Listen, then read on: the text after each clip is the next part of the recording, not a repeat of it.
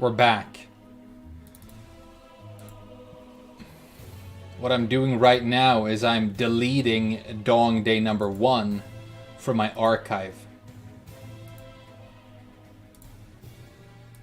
And now there's only going to be True Dong Day, which is the stream you're looking at right now. Hey, everybody who's like seeing the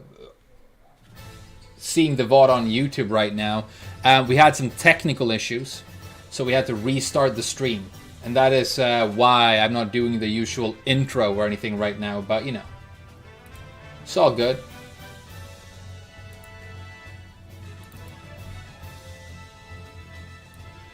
Let's see what's happening. You guys back in the chat?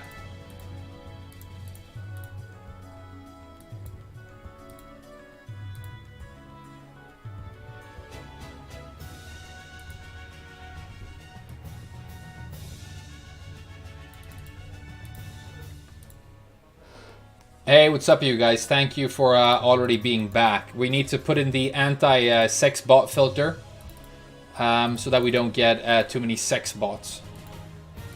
It doesn't completely prevent sex bots, but it kind of reduces them a little bit. But I think like just a little bit of sex bot is kind of becoming a tradition, so there you go.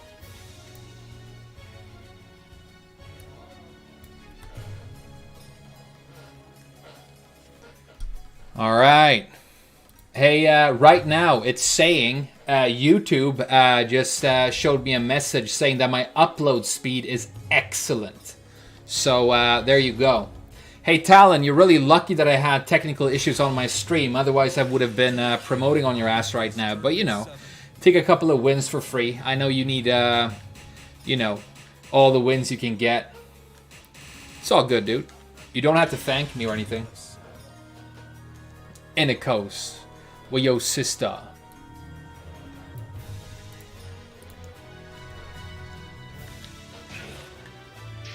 Alright, we're back. Hey, upload speed is looking really good. Tekken is not being 3 anymore. Let's switch to Gigas.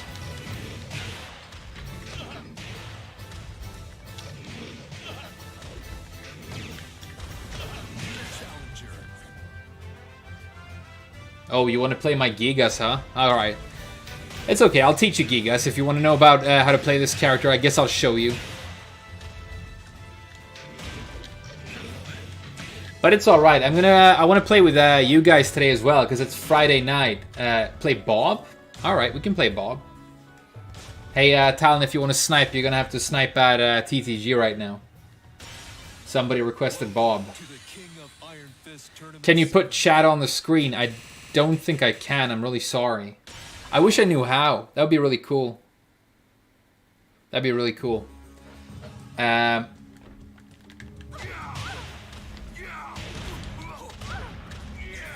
this is like my first time playing Bob in a long time. It's going to be really cool. I'm going to suck at first, but you know, it takes some time. Combos still look like they're crisp enough. This is the bread and butter for the CD1, you know. Wavy Wavy, which I don't do in match. Can I make a Chloe thumbnail next time? Well, here's the thing, right? I can't just make a Chloe thumbnail. There has to be some sort of angle to the whole thing, right? Okay. What's the narrative? I'm like a news program. It's like, what's the narrative? If I have a good Chloe joke, I'll make a Chloe thumbnail. But today I'm actually going to be playing some Claudio, which is why the thumbnail is Claudio. Do you guys like me as Claudio? I think I look, it's like one of the faces that look the most natural so far. Maybe I'm some sort of Italian, you know, wizard or something.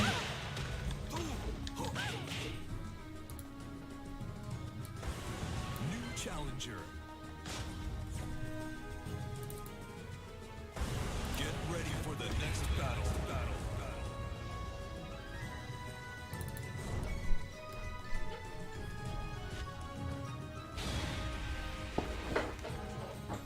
Hey, look, it's a TGO geese. Imagine that. Hey, let me look under my desk if all the cables are looking all right.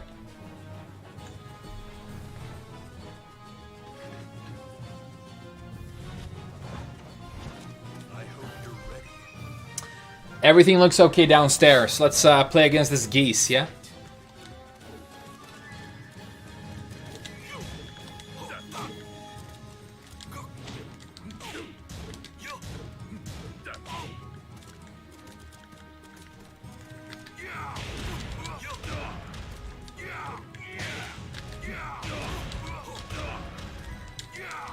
A nice walk.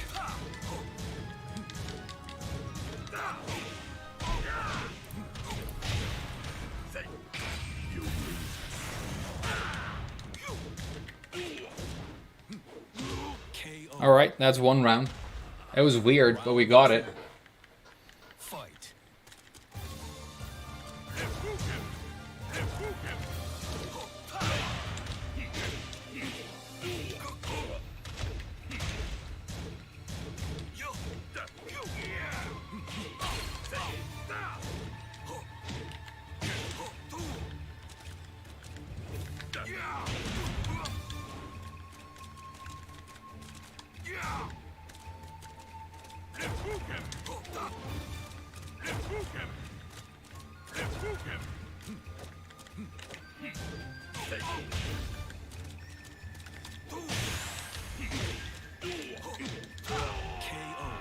Have I ever been to Helsingborg? No, I actually haven't. Not that I know. I think you pass through Helsingborg when you go to Denmark. But apart from that, I don't think I have. Hey, nice to get up 3. Ice cold.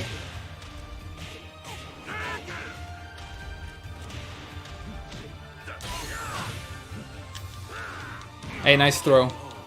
Yeah, stream does seem off again. This is fucking weird. This has never happened before.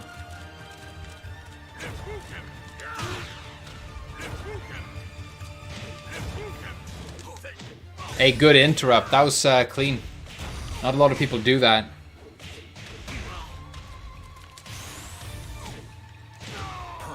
Nice perfect. We're still gonna win this though.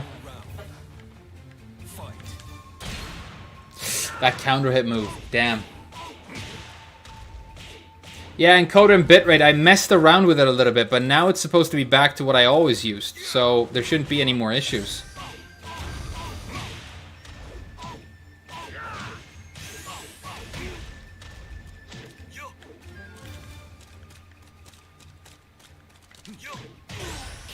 Man, I fucking hate that the stream quality is bad.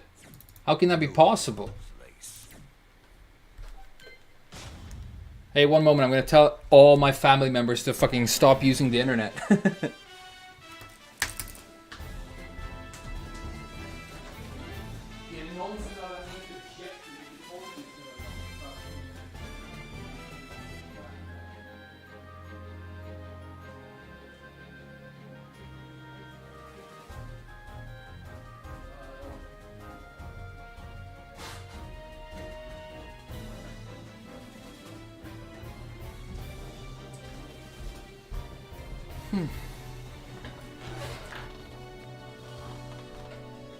Yeah, bitrate is higher than higher than I even usually do right now. Let's look at the encoder.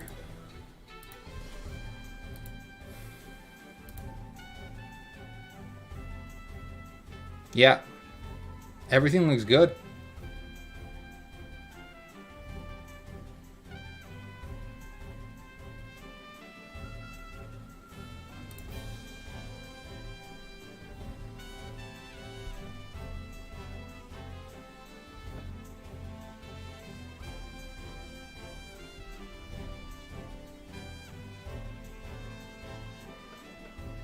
Hey, why is this happening? It kind of really bumming me out. I was in such a good mood too.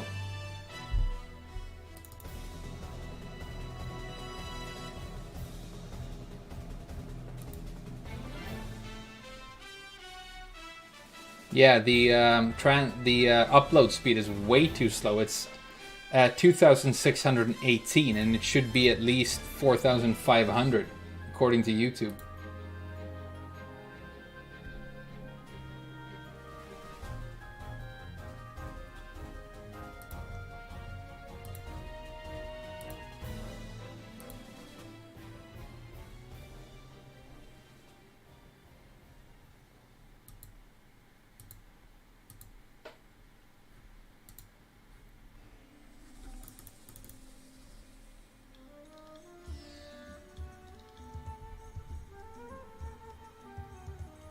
Do a speed test?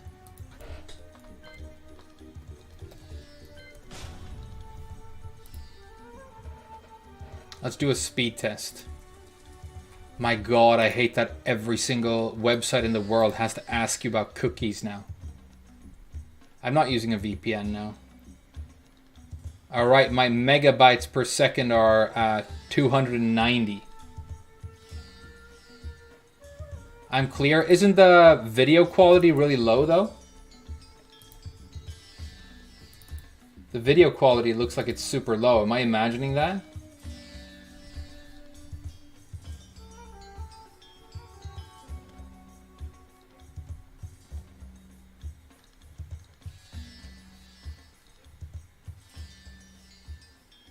Yeah, keyboard is moving the Tekken menu. That does happen. Yeah, there was a guy giving me some advice, and I listened to that. Really? It's fine? Alright, well, fuck it then. Let's go. Hey, sorry about the delay, you guys.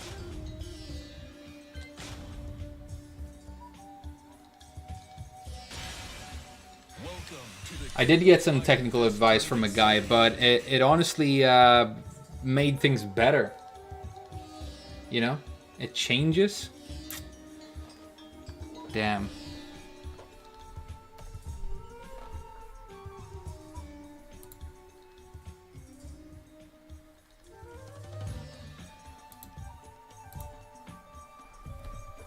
Oh well.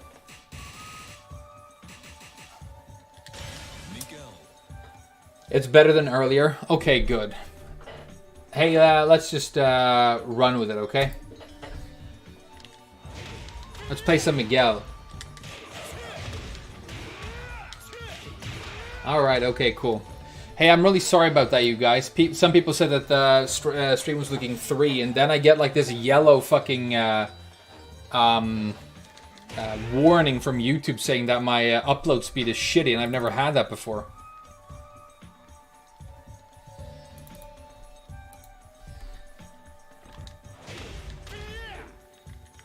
You know, I was playing some Fortnite earlier, and I won my last Battle Royale.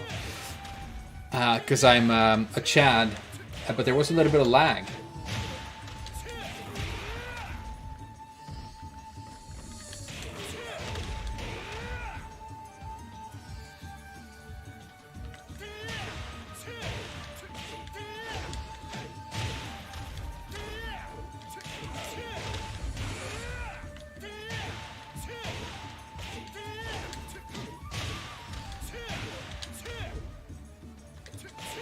Yeah, I'll work it out for next stream.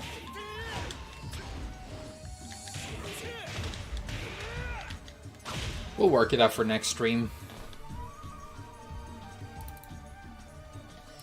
I'm looking at the stream right now. Yeah, it's kind of pixely. I guess it's okay.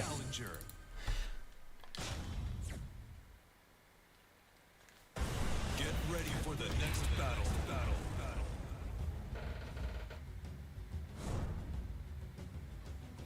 Yeah, I am using the Nevenk. That's what I usually do. Alright, whatever. Fuck the quality. It's Dong Day. Who needs quality?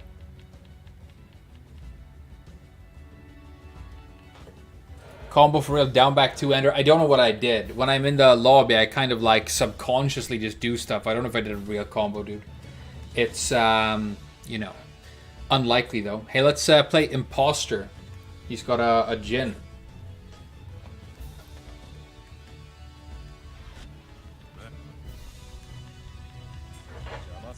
Alright, forget about the quality. For real now. This made me feel even more like Ares, just fucking around in options for like 40 minutes before the game starts. You guys like that, right?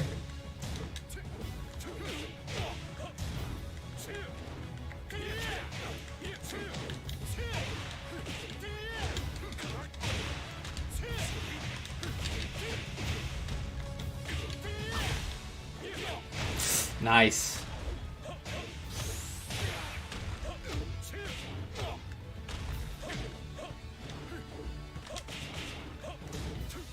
Nice low. I was gonna parry it, but you know. I figured let's give him one round, you know. Just to be nice.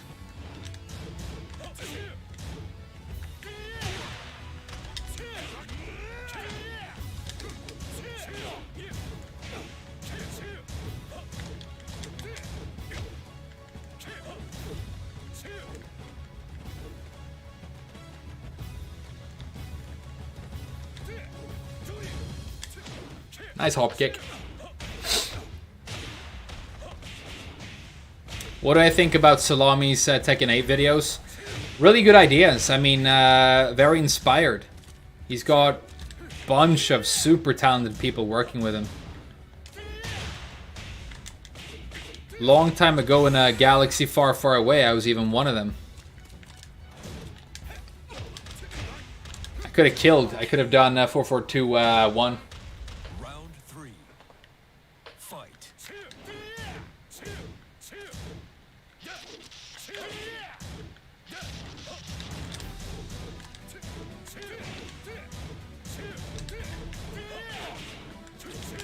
Damn.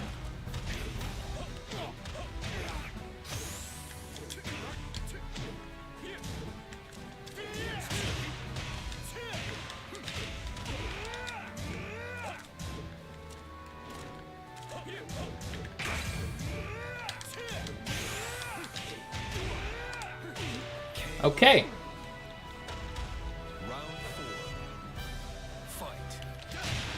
Yeah, because Heihachi has to be dead. The Tekken 7 story is already like the worst story ever. But the whole point of it is the end of the Mishima Scooby-Doo, right?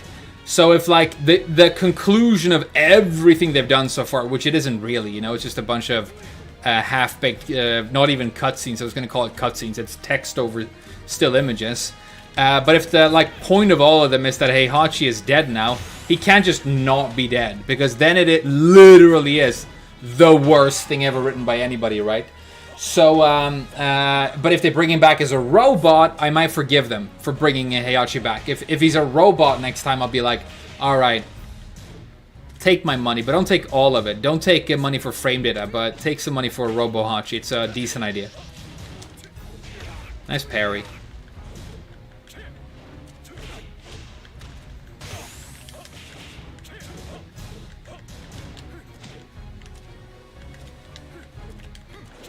It's a little bit too late.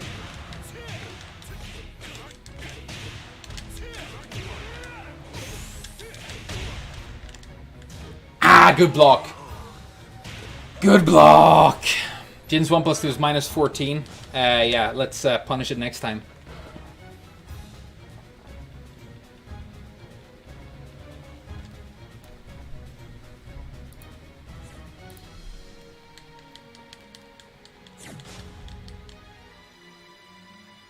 Yeah, just make him a flashback so he's playable. Yeah, you know, makes sense.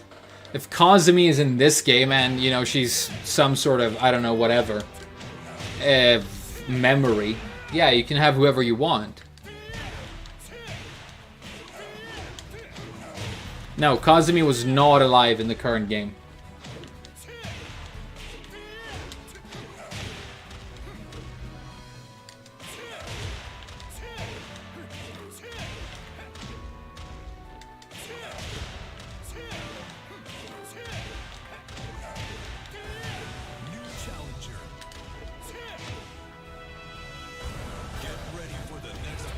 Hey, it's Friday evening, you guys. It's gonna be a sick weekend too. He's a ghost. All right, cool. Hey, look, it's all my viewers are gonna get super excited because we've got the brown nipples of Josie Rizal on screen, and my viewers are super down with this character. Like, I've got known Josie players watching my stuff all the time. Oh god, look at the degeneracy. Juso. Nice green sunglasses, dude.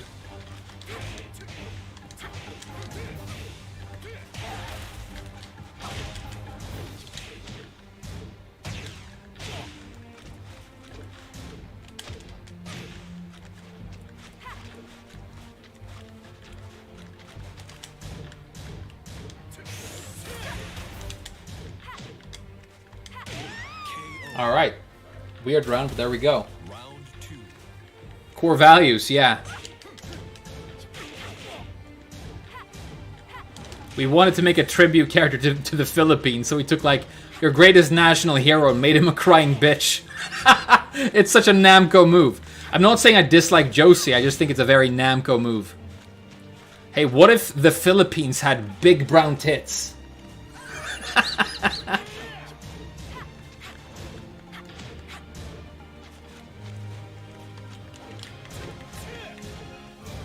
Damn, he all of a sudden started blocking like a lot. That's interesting. Look at all the blocking he's doing. He's hella blocking.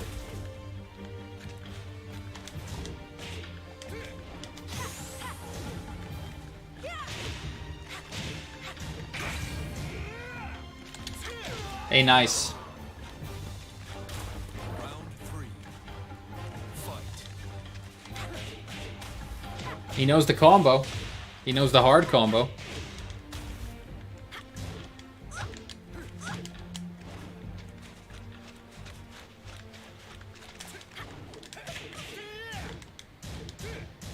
Damn, look at all this blocking he's doing.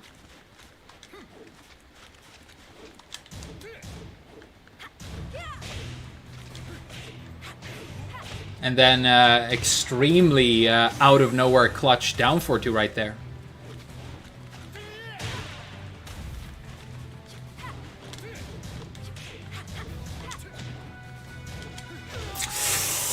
We're still going to win this, but you know, good player.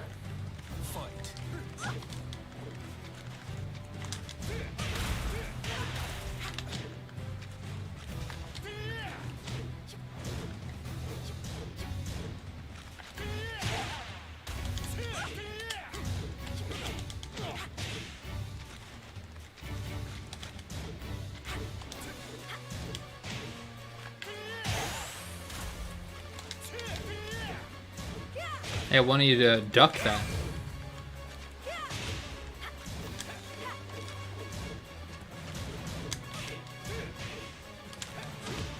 Alright, final round. This is tense.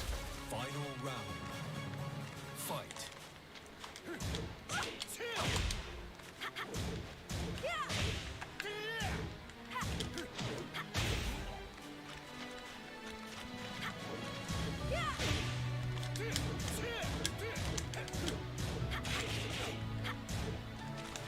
Damn, this is like the world's blockiest Josie. I've never seen anybody block this much. Hey, dude, block less. How am I supposed to hit you if you block everything? That's hardly fair. Hey, nice block.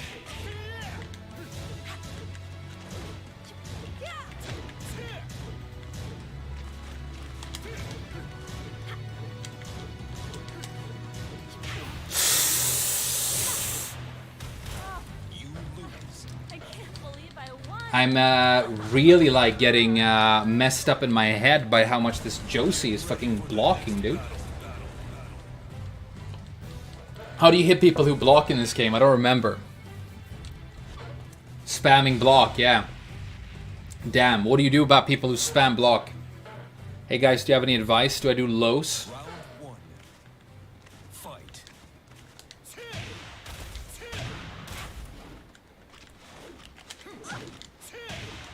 Hopokiku.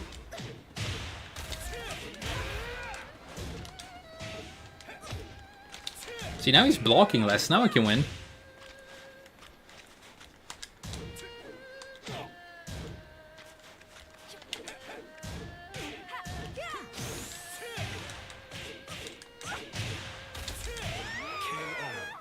Snake Edge? Well, I only have like down back one and he already blocked that twice. Unblockables?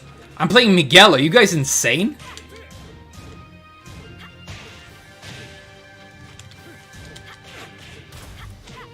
Hey, nice combo. Why do Josie say? Why do pros say Josie's bottom tier? Because she is. She basically exists on rails. She moves forward doing the same mix-up 16 times in a row, and that's the entire character. So it's not exactly, I don't know. There's not that much to it, you know?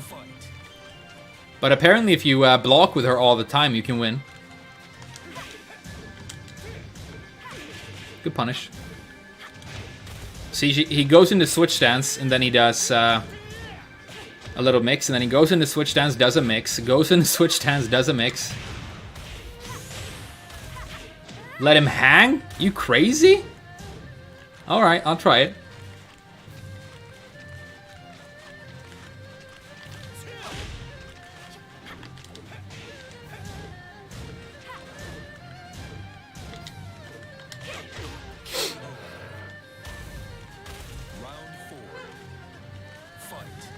She does have decent keep out. Yeah, maybe. But it's Josie's a sort of incomplete-ish shit character design in a lot of ways. I'm sorry to say that because I know my viewers love her, and I guess there is a lot to love, but trust me, it's not a great character at all. It's everything goes into the same stance, and then everything from the stance is counter hit. It's kind of, I don't know.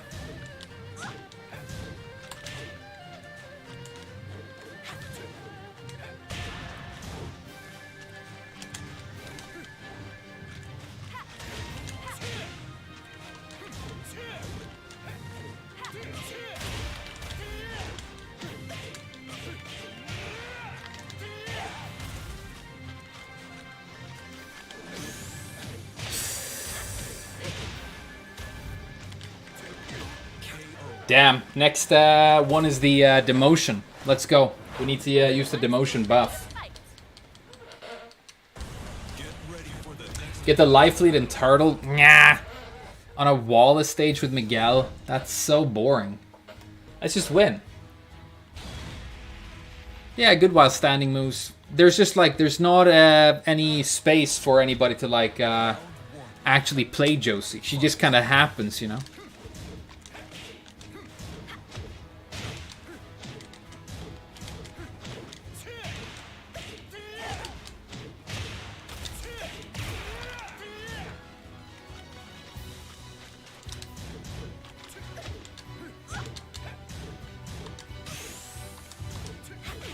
Hey, good duck.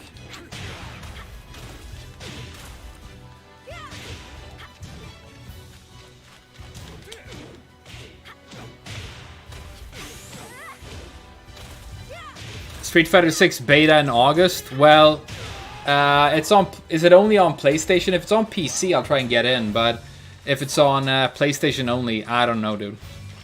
Why do they do that? DNF Duel did the same thing, right? Beta on PlayStation? Is it literally because they like are trying to fillet Sony somehow? Because if it is, that's so lame.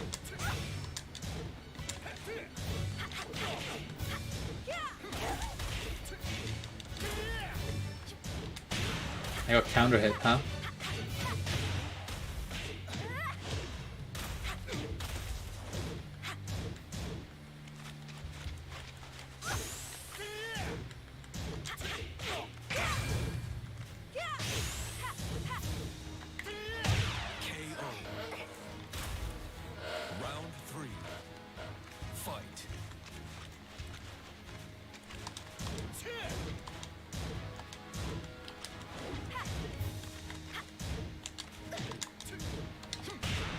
Hey, nice.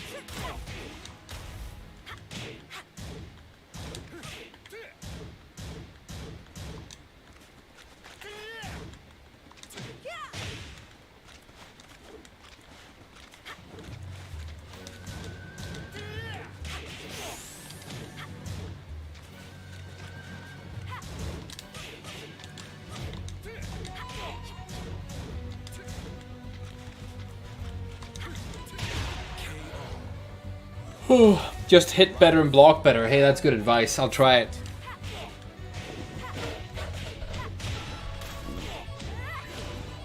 Best idle animation? I think the best idle animation in the game has got to be Bob, right? Bob and Zafina, but only when she's crouching. Zafina, when she's crouching, is super sick. Alright, final round. Let's go.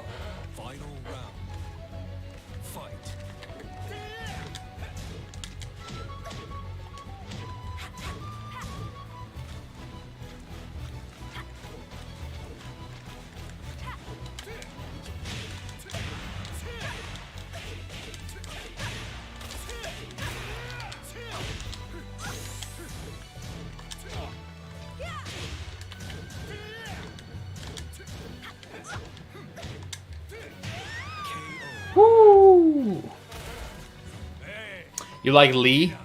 Lee, he's doing this, right? That right there is Lee. Get ready for the next battle. He's like a little floating dude.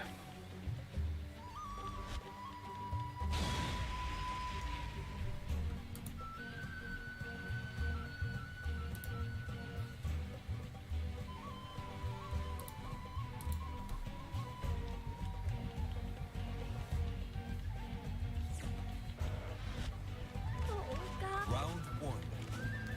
Fight.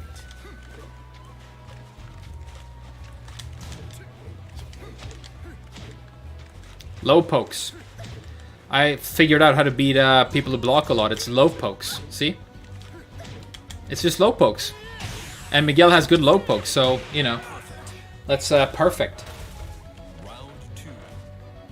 Fight. Ah, that goes under. That's lame.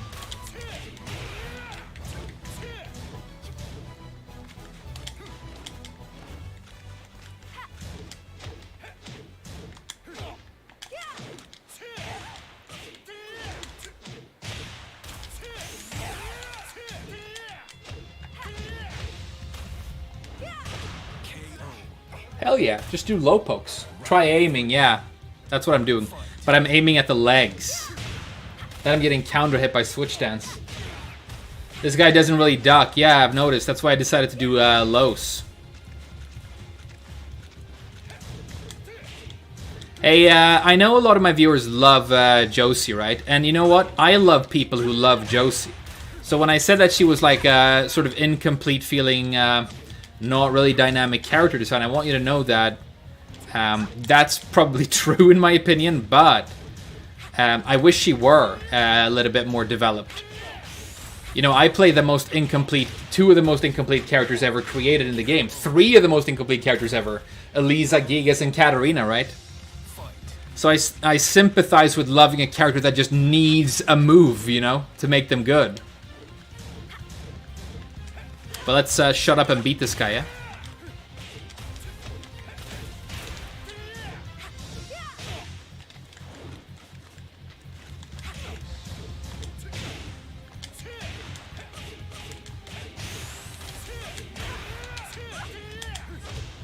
Hell yeah, let's go. Thank you so much, the Nevendero, for your very generous donation, dude. Get ready for the next battle. Thank you so very much. A cool avatar as well. What are you doing for Dong Day? It's Friday, you guys. I'm gonna have a sick tomorrow. I'm gonna have a sick weekend, and tomorrow I'm recording my first ever cooking video.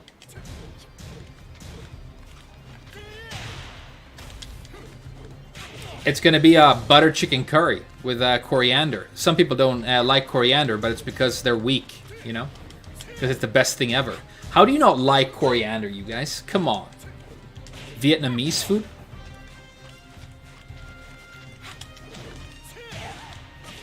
Hey, nice sidestep.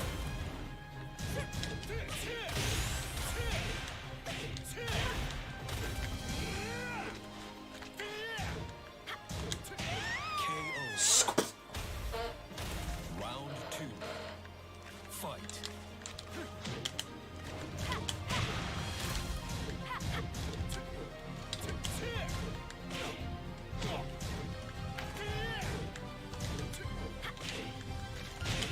Damn, this is wild right now. Did you see that weird fucking exchange we had right there? It was like neither of us had played Tekken before. That was weird.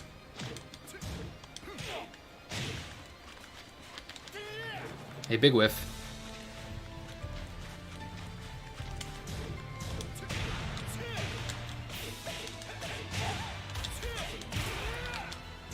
Good block. Oh my god, she can launch that, I forgot. Oh no! See, this is why I say Tekken 7 matchups come down to block punishment. This is my best low after maybe down back 3. And some characters will just launch it for a combo. And some characters only get a while standing 4 for like 15 damage. That is crazy, right?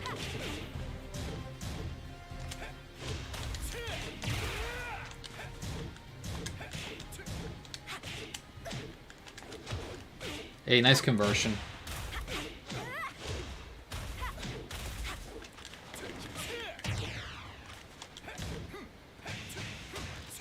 Raid shard? Hey, good call not doing the raid shard. Hey, this guy didn't break that throw. I haven't tried throws against him yet. How do you think his throw breaks are? Okay, so the 1 looks good.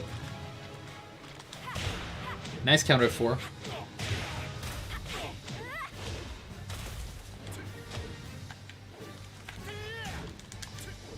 Good duck.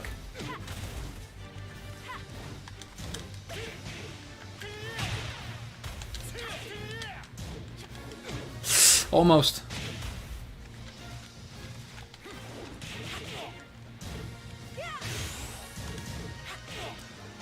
Did not expect that down 4-2. That was so random. That was some sort of wizardry, dude. Hey, down 3. Hey, one more down 3. Like, I was going to do back 1 because it beats every option but that. But then he did that option. That's just bad luck, dude.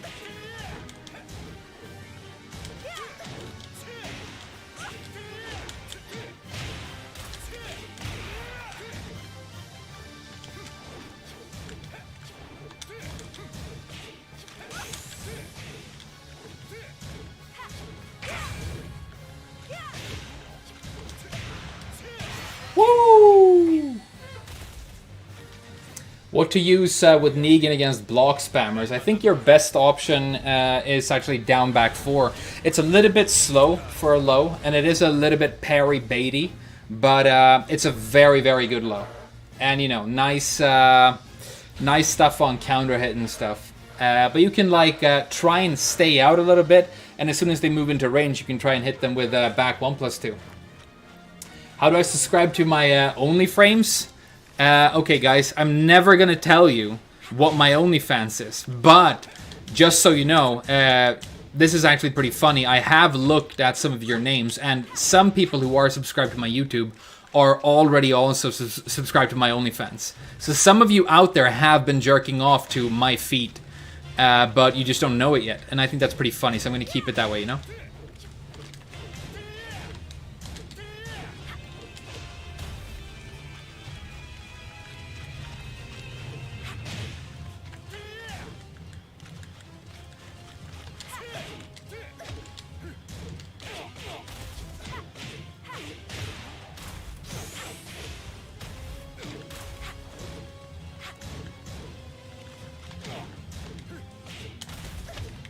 Damn, we don't have much time. Yeah, not enough time. Not enough time. Hey, thanks again, Nevendero, for your very generous donation. You might already be jerking off to my feet without knowing it. One of my golden rules of content creation is never show your dick, feet, and face in the same video. And I never have. So, you'll never know. Well, I've showed my face and feet in the same video. That's a lie, but not my dick. Are my toenails painted? You know, funny you should ask. One of them is. It's purple. Or it's like a matte sort of a purple, you know? Like old women, the color of old women curtains, basically.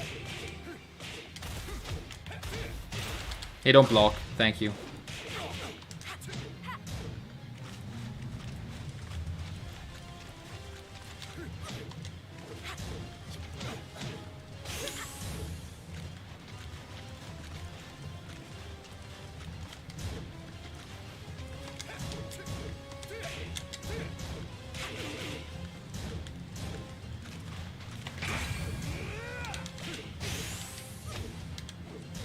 Hey, good block. Shame about the botched punish, though. Round 4. Fight. I should use 4-2-1 more. Yeah, I just did right there, and it worked. So, you know, good points. You know, every time I played Miguel on stream, I've had that comment. And you're always right. I really should.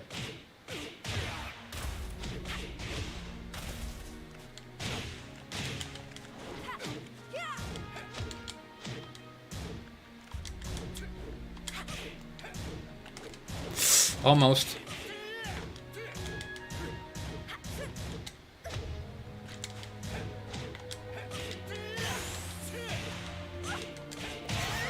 Bagoosh.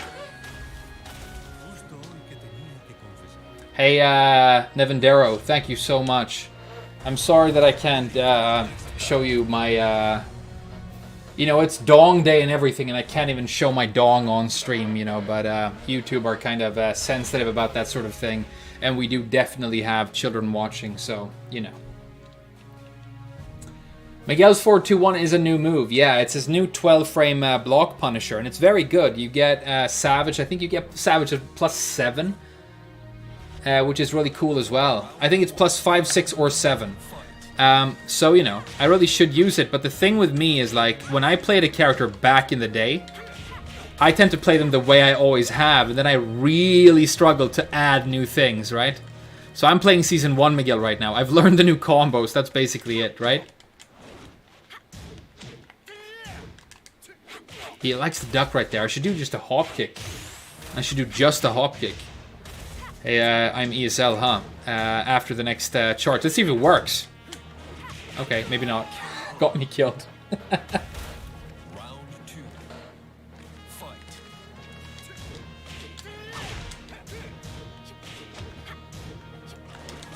Hey, I used it! I used it to punish a hop kick the way you're supposed to. I guess I could have used 3, 4 for that, though, which is even better for damage. But you don't get the Savage. This move, you know? Don't know the combo. Just improvise, whatever.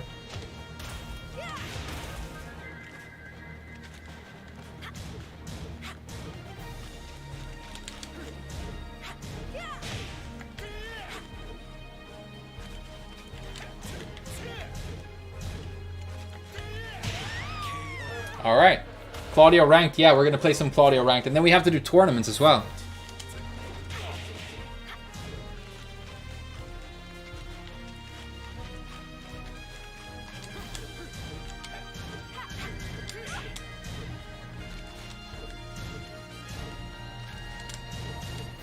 Hey, good block. No punish, though. Hey, who cares about punishment? It's for dumb people. Big whiff. Hey, what's up, Temple Guard? Good block.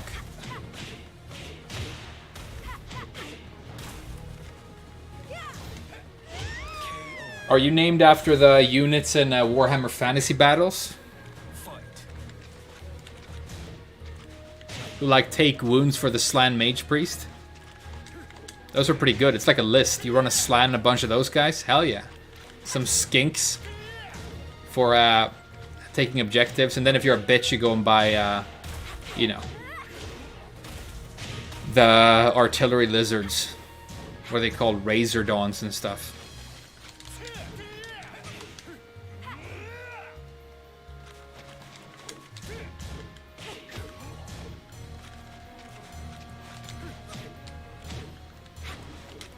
Ah, too slow.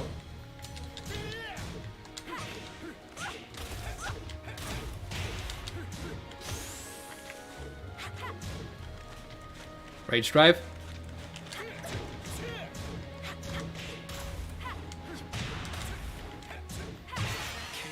That was weird. Hey guys, check it out. I was like almost getting demoted on my Miguel on Dawn Day, but then we like channeled the power of the gods, and I got some top tier advice in the chat. Now we're making all the way back. Hey, that's what Friday's all about.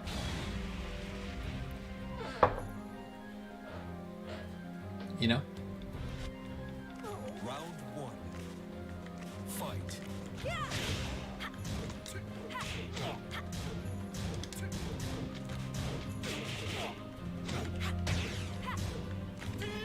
He's turning up the tempo right now, though.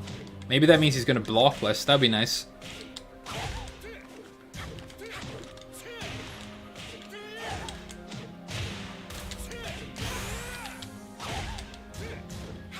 Hey, good block.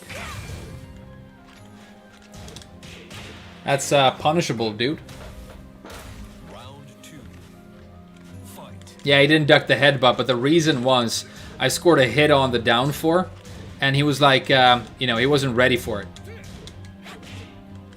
He probably would have ducked it if it was if I did it like point blank, you know.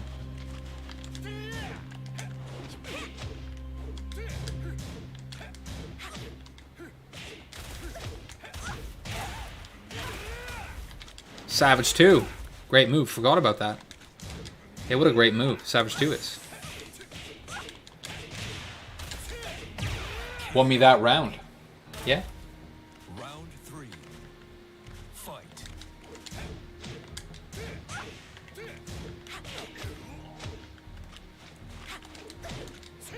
Step-oo. That's Japanese for step. In Japan we say step-oo.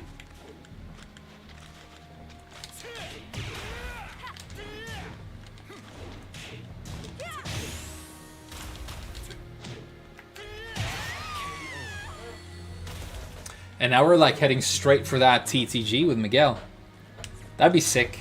I don't think I've ever had TTG Miguel, which is weird because I've had like all kinds of TGPs, right? Bob, Zafina, Eliza.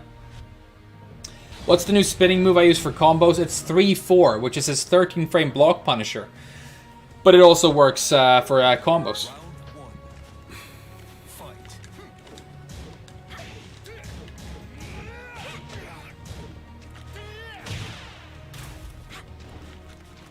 Hey, Lay7, thank you so much again. Dude, you're so fucking generous all the time. Hey, shoutouts to Lay7. I'll read your message as soon as I'm done with this round, okay? Or maybe this match, depending on how intense it gets.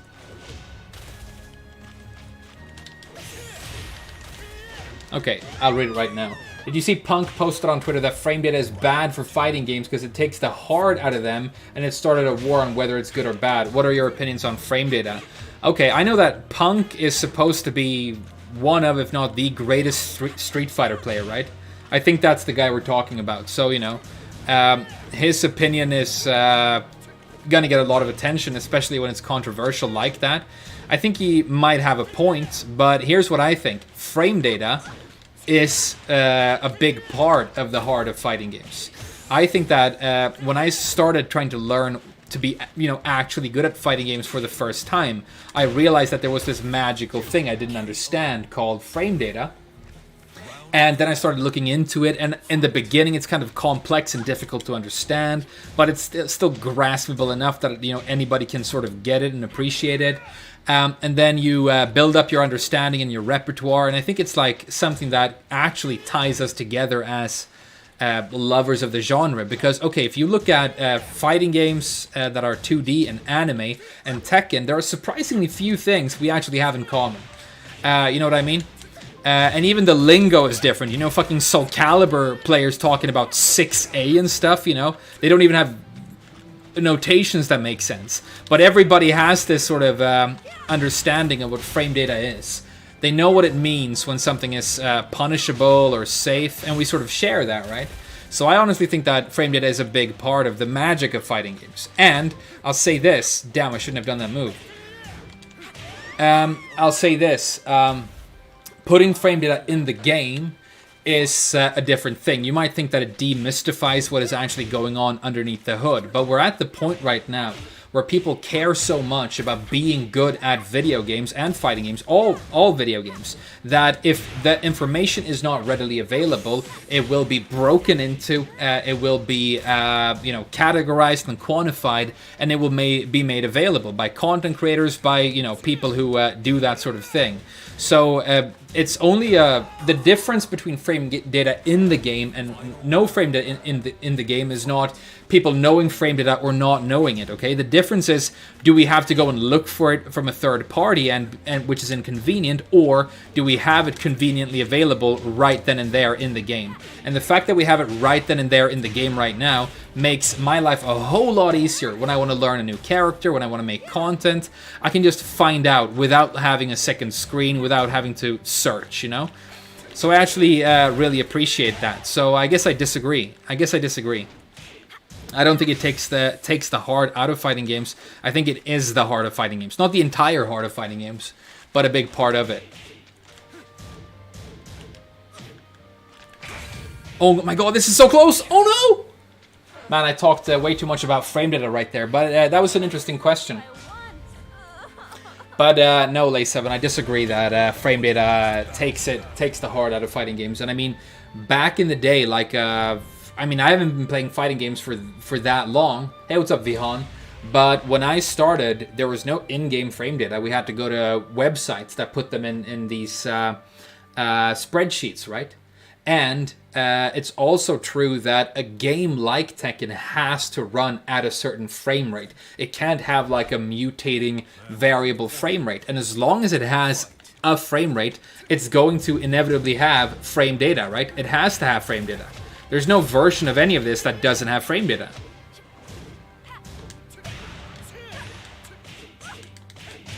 Hey, thanks again, Nevendero. Thank you so much for the generosity, dude. Super chill stream. Wanted to give you something for the laughs. You're my first donate to YouTube. Hey, thank you so much. Polish dude, huh? Shoutouts to Poland. Poland, I feel, is like... I feel like Poland and Sweden are like, you know, siblings. We're like connected culturally. Love of potatoes and vodka. And we also have a lot of, you know... cultural, like a lot of Polish people in Sweden. Used to hang around with a lot of Polish people when I was a kid. Have a lot of good friends. You know, when I moved to Japan, one of my best friends that moved with me from Sweden to Japan, who I lived in the country with, was a Polish guy. And he was a Tekken player. He used to kick my ass. Listen to this. This guy, my Polish friend, his 3 main characters. This is how much of a fucking psychopath this dude is. He played Oscar, Law, and Marduk. What kind of a fucking trio is that? That's weird, right? That is weird. To have those be like your 3 favorite characters. Man, I keep dropping that combo. I don't know why. Hey, remember this move?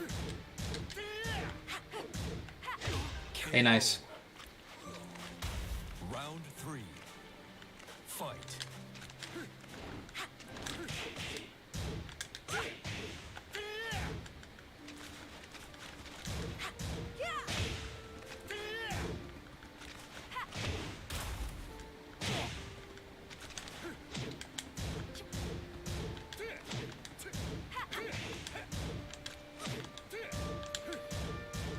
A good block on the second hit right there, dude. You could have done, it's launch punishable by most characters. You could have done a hop kick and still gotten it, you know? Round 4. Fight. Hey, what's up, Uchiha Rezwan? Or Rejwan? Do you enjoy Naruto? Naruto's sick. I gotta give it up. I mean, I'm not a weeaboo anymore, but Naruto... The reason I think Naruto is sick is that... Okay, when I was a kid, you had those 3 giant shonen animes and mangas that everybody read in Shonen Jump, right? There was One Piece, there was Bleach, and there was Naruto. I was a Bleach guy because I'm a hipster in Tekken. I play the fucking hipster characters. I was a hipster back then. I fucking loved... Hey, what's up, Abdeel Phillips? Big fan of Bleach. And then I had like friends who were like complete maniacs for Naruto and for One Piece. I kind of watched them all, you know, because I was such a weeb, but I was all about the Bleach. Naruto has ended, right? Bleach kind of ended in a weird, broken way, and you didn't get those final arcs, and you didn't get... Because that Blood War arc with the Quincy's and everything, that's how it was supposed to go, right? But the anime got cancelled because all of the filler and people lost interest. It's very tragic. Because it's like one of the great shonen mangas of my childhood and of all time. And One Piece is obviously still going. Maybe like going into its final like arcs around now. But Naruto ended. And it ended in a way that was very satisfactory. Naruto ended in a way that worked. It gave something to like all the characters that you cared about. And it thematically stayed the same throughout the entire thing, and that's what I thought was really great about it, right? Because Naruto for me was about the story of Naruto. For me, was always about, okay, you've got hard work and you've got talent, and they're both valid paths to power. So you can become an extremely powerful and extremely like capable human being through talent and inborn ability, or you can compensate for a lack of that by working really, really hard. And so that's the dichotomy between, Sasuke and Naruto. It's the same when you look at like Gaara and Rock Lee. You know, some of them have these like inborn things. Some of them just have to work so much harder. But turns out that the reason Naruto is going to become the Hokage in the end and not Sasuke, the reason, because he doesn't really win the final fight against Sasuke. He kind of makes Sasuke surrender to love and friendship and companionship. So it's like, okay, these are both valid paths to excellence and power, but what matters in the end is how you treat other people.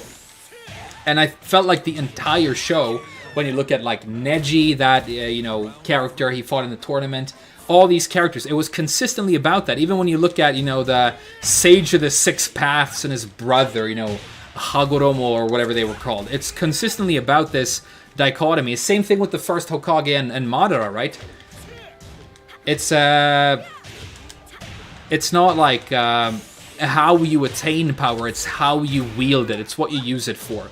Which is, a very typical kind of message to have in that kind of a story, It's not super deep, it's been done before, but it's at least about something, and it's consistently about that thing from beginning to end, and I really like that about Naruto. And I love that in the manga when they fight each other, because they both have these, like, I'm going full weeb right now, they both have these arm-based moves, the Chidori and the Rasengan, right? That you've seen like millions of times throughout the course of the show. Naruto is like known for its arm-based blue balls, right?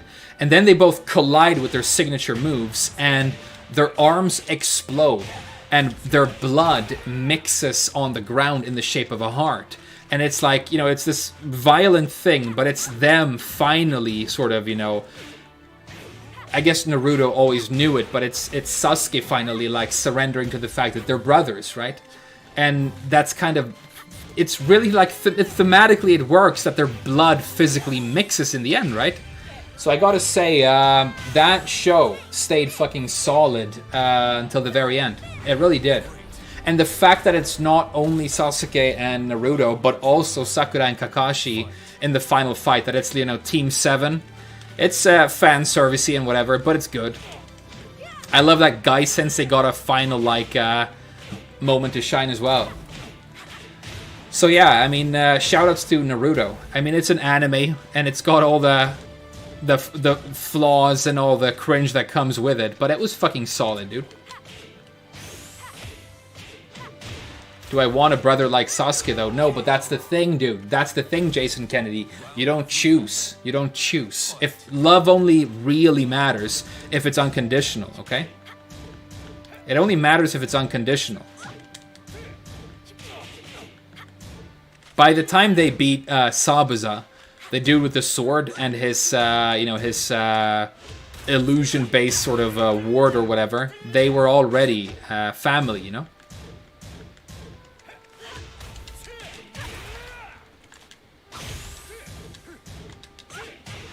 Alright, we can make this comeback. Sasuke, yeah. Round 4.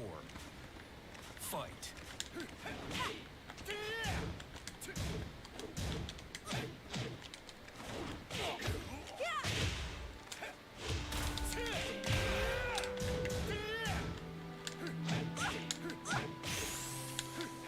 This move's really good, huh? I really should use it more. No duck, huh?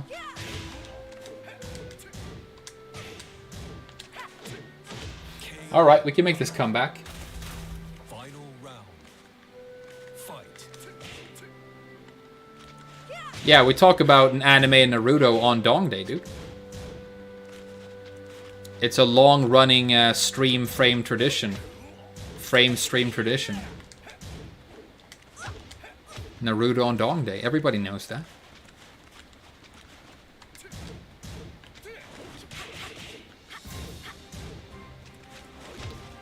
The first butterfly edge of the entire match, dude. We've been playing like for 1 billion years. Good shit, dude.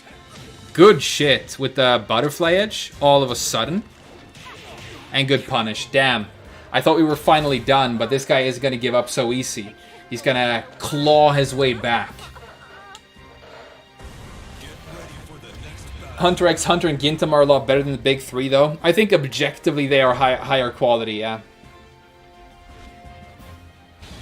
Have I seen Mushishi, though? Maybe too chill for you? First of all, Shagway Lingerton, I've seen all the anime. If it's old, I've seen it all. And Mushishi happens to be one of my favorite shows of all time. I've seen it several times over. And the reason I like it is because it's so chill. How dare you? Are you implying I don't have chill, dude? Hey, somebody ban this guy. Don't actually ban him.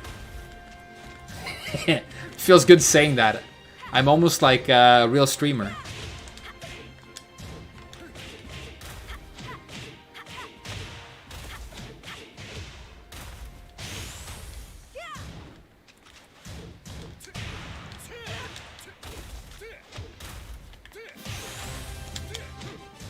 Good block. Fuck my life. Don't get the combo.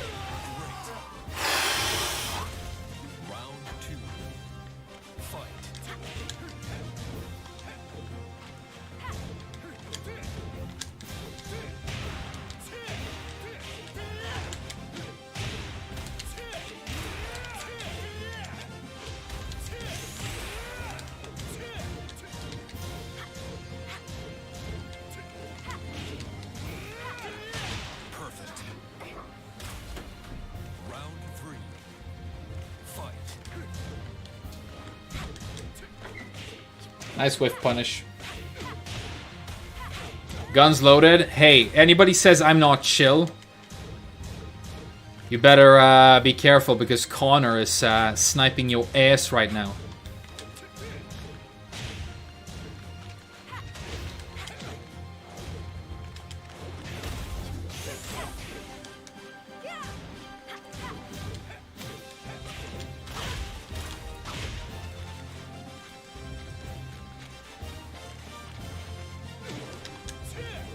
Why didn't that work?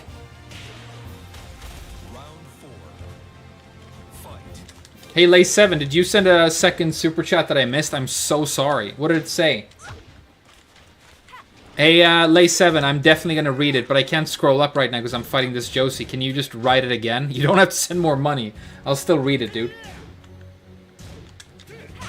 Yeah, Mushishi was a great show. Mushishi is a great show, like, even if you're not into anime, I think Mushishi is a great show. Because it's like, you know, again, it's always tries to be about something. It takes its time exploring it a little bit. It's very episodic. In a way, it's kind of similar to, like, old-timey Star Trek. There's, like, a little bit of a mystery and a phenomenon that we have to figure out. It's always Mushi-based, but, you know. Final round. Down back to. What's my favorite show? I don't really watch shows that much. You know, a lot of people have been talking to me over the years about how I need to watch the Breaking Bad and the what's the Throne game with Dennis the Barbarian or whatever. And I never really got into it, but I've watched a couple of shows, I guess. One or two.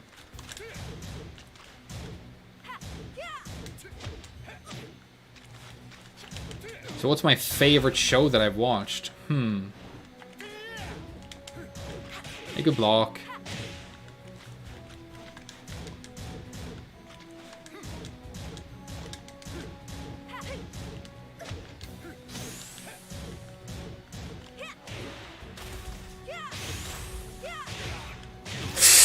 Oh, the legs! Oh no!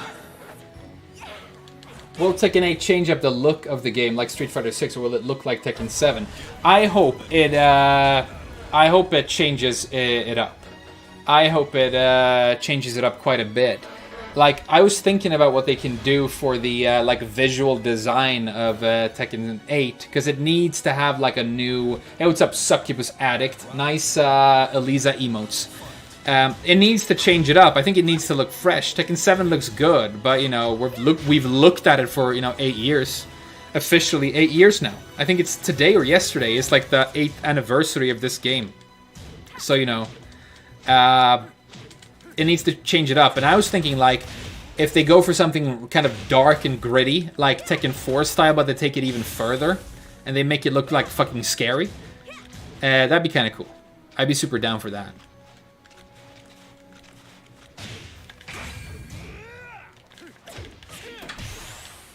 A nice hop kick.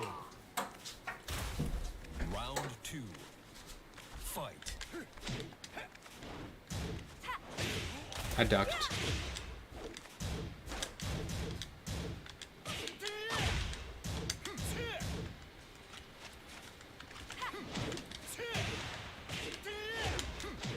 Hey, see you later, Banner Q. Have a good time at work. And if you can't have a good time, then I hope, you know, it's over quick and you can get back to chilling and playing video games.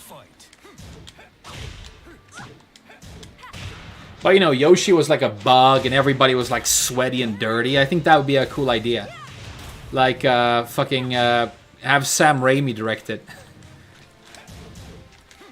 And we'll have finally get that Miguel's sister zombie character that they have concept art for already. And she'll be like, nah, why'd you let me die, bitch, Miguel? And he'll be like, no.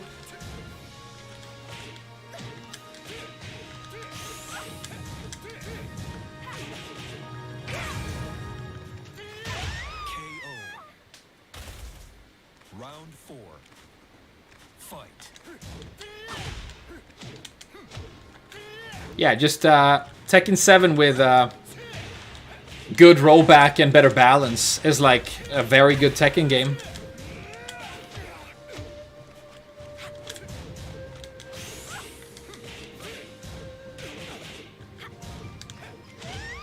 All right.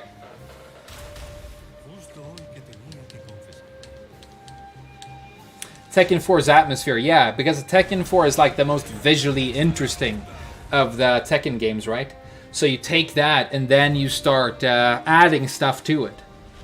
Like I want it to go like gritty dark.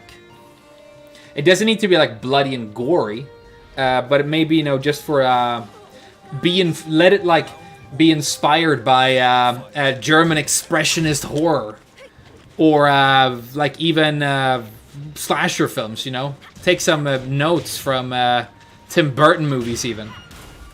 I don't know, but it needs something. And I think, you know, Street Fighter 6, they went with 80s throwback vibe, you know, graffiti, breakdancing. You know, it feels very, very late 80s, early 90s. Like it's MTV Street Fighter, right? And I think it's a great idea. It's totally gonna work, right? It's totally gonna work. It looks great. It looks great. Plague Doctor Yoshimitsu, there you go. Fantastic idea for the new Yoshi armor. Or maybe give him a Jason hockey mask.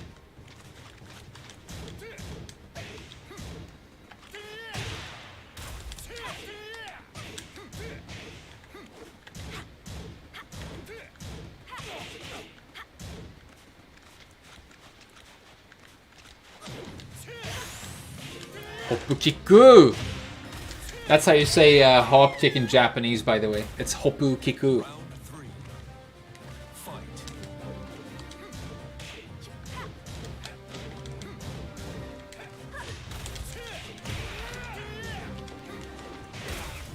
Yeah, he doesn't fall for that. I already knew that.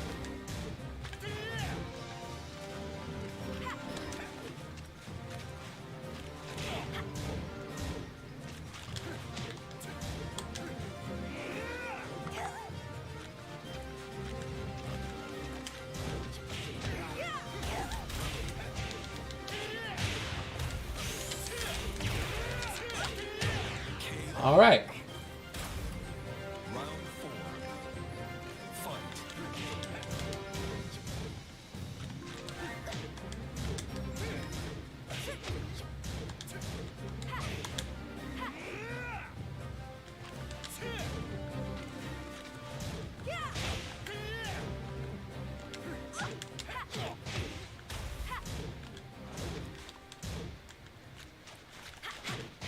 Damn, counter hit, huh? I don't want to lose this round. I don't want to go to final. I'll lose my confidence if it does. I feel like.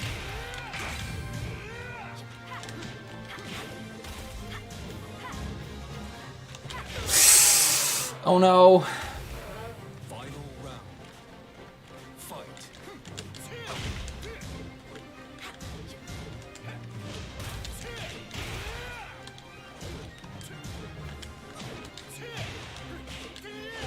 No need to lose your confidence, Frame.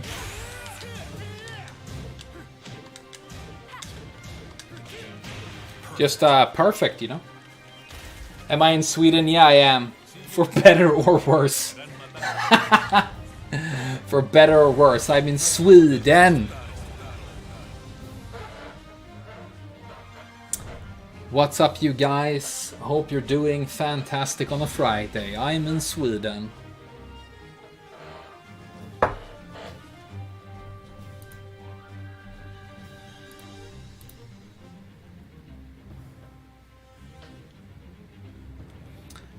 All right, we have the chance to end it again right here.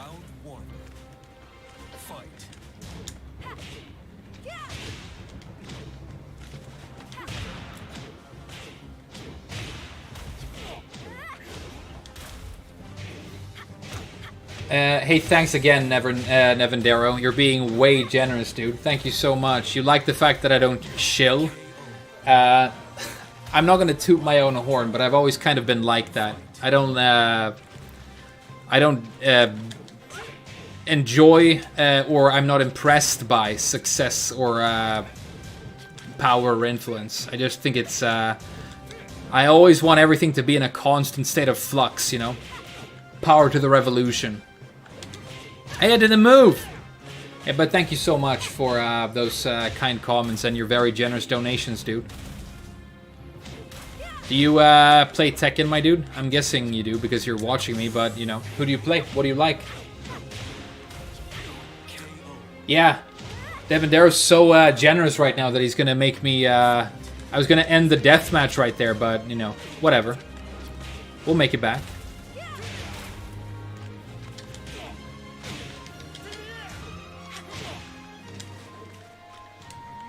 Big whiff.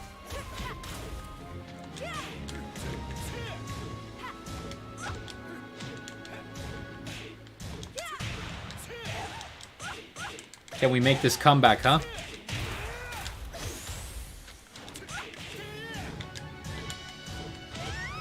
That's one. You'll need two more. Round 4. Fight.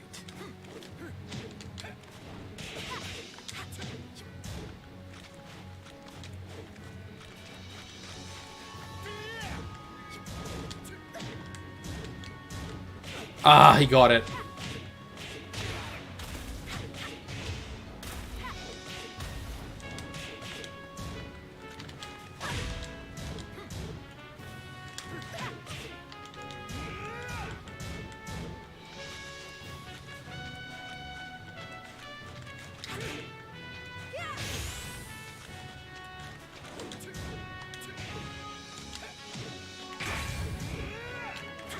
Hey, nice armor move, dude. What a long, sick deathmatch against this naked Josie. Do you think Tekken needs a smaller roster with more uniqueness, or keep the character count, make it bigger, and keep the generics, and let the characters be barely unique through gimmicks? I think Tekken characters somehow manage to feel quite unique, despite the fact that the system is very universal, right? But at the same time, I think DNF Duel has like the best starting roster of any fighting game I've ever played, and it's got 16 characters, and it's so good. The DNF Duel roster is insanely good, and they all have this like different vibe, different play styles, different personalities. It's really well done. It's really interesting. But you know, Guilty Gear Strive was a little bit like that as well, and I guess it's easier to get stuff like that going in a 2D game. It might be difficult for Tekken. I don't know. I'd have to like think about it, but like if you want more diversity across the roster in Tekken, for example, we don't really have zoning or projectiles in Tekken. I guess we do a little bit now, but you know, traditionally that's not part of it, and even now that it is part of it, it's a very small part of it. But imagine like if we all of a sudden had to make all the characters unique in terms of playstyle, and we made like keep out characters that stand around throwing, you know, projectiles from full screen and things like that. I think it would kind of damage what people love about Tekken a little bit. So I don't know if Tekken is the game for that kind of uniqueness and diversity. But I think a strong, small roster can still be a very good idea.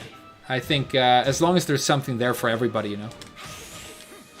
You could bring it down to only one Mishima for starters. What rank do you consider somebody to be good at Tekken? I don't think that's, that's... I know that this is a boring answer, but, of course it depends on how you think about goodness and how you define it and what you're comparing against, But for me, the break-off point that I usually go to, because I also want to give, like, a real answer to the question, I usually say Raijin. I think Raijin is a cutoff point for when players get seriously good. And I think there's a reason for that, because in the ranking system, Fujin is the last rank that you can get with the pity point system for ranks. Which means that the first rank you can promote to in the system with no pity points at all is Raijin. And I don't know if I'm imagining it, but sometimes when I'm playing, I do feel like there is a little bit of a spike in quality right there. So I would say Raijin. But again, that depends entirely on your definition of good. I would consider you like an advanced Tekken player. But then you realize, those of you who haven't gotten past or to Raijin yet, what you're going to realize when you do is that you've not even made it halfway. Because from there to the very top, and then from the very top to the professional... consistently tournament winning people, it's, as far all over again. So, enjoy the journey, basically.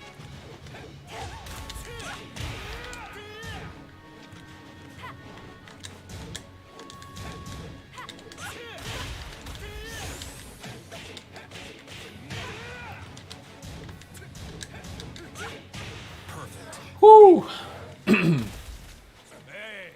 So if you have 15 characters Emperor and above, it doesn't work like that, Talon, because you're an advanced player, and you know as well as I do that once you get one character into the God ranks, getting Emperor on other characters isn't that hard.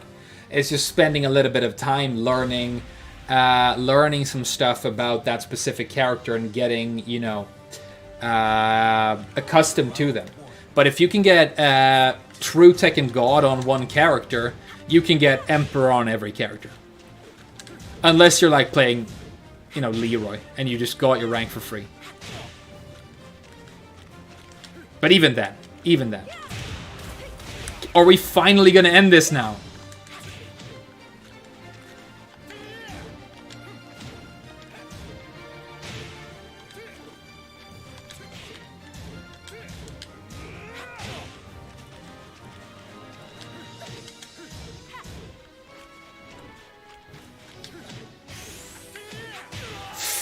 Damn.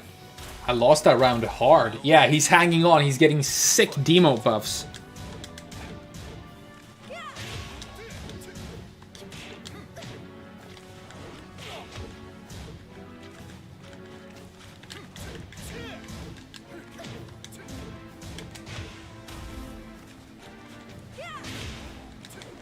That was not an intentional jump, in case you're wondering.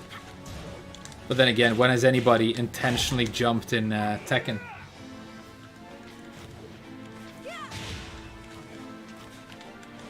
Hey, good punish. Fuck you. Good punish. This guy gets hella sharp when he's about to be demoted. Is Leroy still considered overpowered? Yeah, Leroy is still one of the most powerful characters in the game by a margin. Which just puts in perspective how insanely overpowered he was to begin with. But yeah, Leroy's a complete joke. And the problem is with him and, Lydia and these characters is it's the thing is that they give you so much for free, right? And when you don't have to work for what you get, then you don't learn how to get things.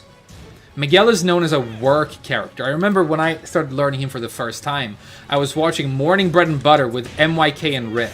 And MYK said, Miguel is a character that works. He has to do hella work. But his work isn't that difficult. So I'm like, what does that mean? What does that mean? Miguel has to work, but his work isn't difficult.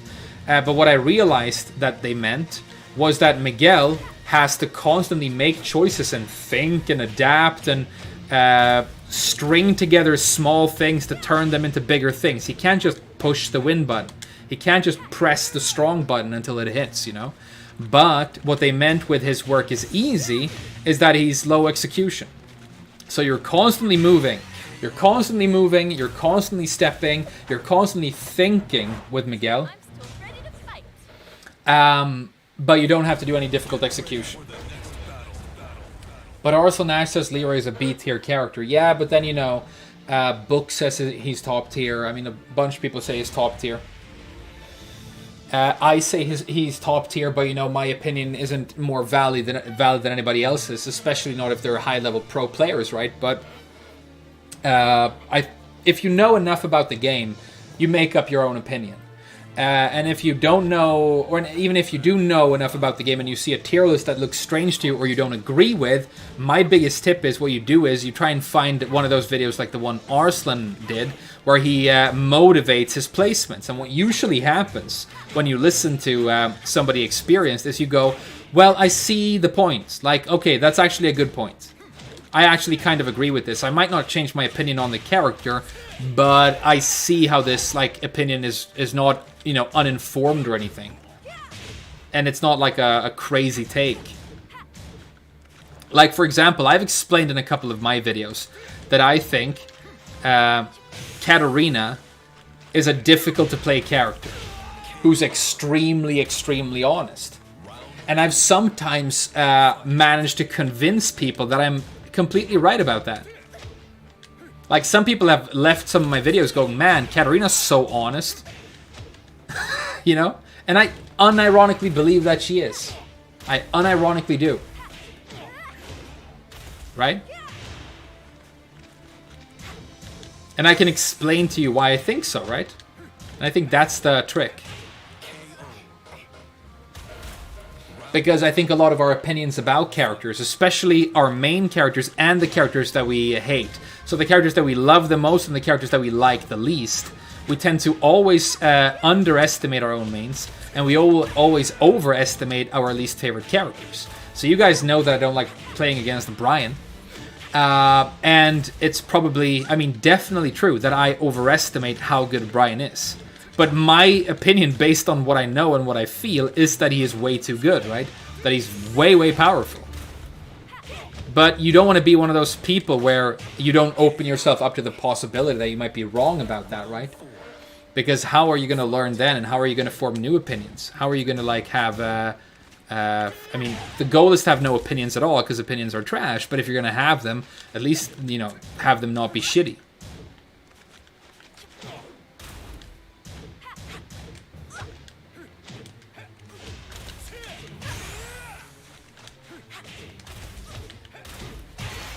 Damn, them forward dash mind games. Sorry about that, dude. Who is your most overpowered but under the radar character? Hey, that's a really interesting question, Sloth Agent. And I have an answer for you. The strongest character in this game that is like easily a top tier character that can do magic that almost no other characters can do, but that nobody plays and that nobody considers very powerful, is Lily. Lily is complete insanity. Lily is amazing in this game. But you know, I haven't like played her so that I put it into practice. But just on paper, looking at her in practice mode, I think she has the potential to be one of the strongest characters in the game easily. Maybe the best movement of any character. You know, she doesn't have Zafina's backdash, but the sidestep is insane. Combos, punishment, counter hits. Everything. Fucking 10-frame wall splats. Lily is insane, dude. I think that Claudio might actually be under the radar as well. That's a very good point.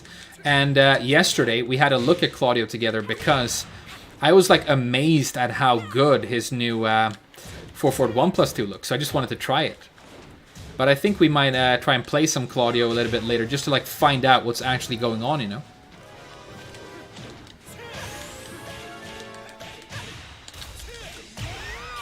Hey, Nevendero, thank you so much again. You love Tekken, but you haven't played in a year. Your PC sucks. You main Lydia and Zafina. Hey, great choice in Zafina. I'm I love Lydia too. I think she's too good, but it's still one of the coolest looking characters ever in Tekken. But Zafina is like, you know, a darling of mine. Damn, that character is cool looking and fun to play.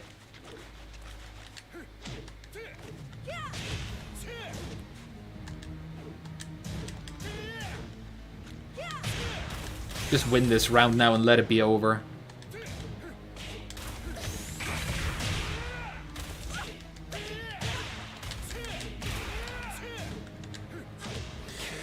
Whew. What a long and sort of bloody match that was. Can you imagine that I almost got demoted against this opponent at first? Went all the way down to the demotion match. And then I was like, oh, I'll do low pokes. And we made it all the way back. That was crazy, dude. That was crazy. What a great match at Tekken. Hey, very good games, dude. Thank you so much for that sick death match. Damn. It's Claudio's brain dead. Change your mind. I mean, he can be under the radar and brain dead.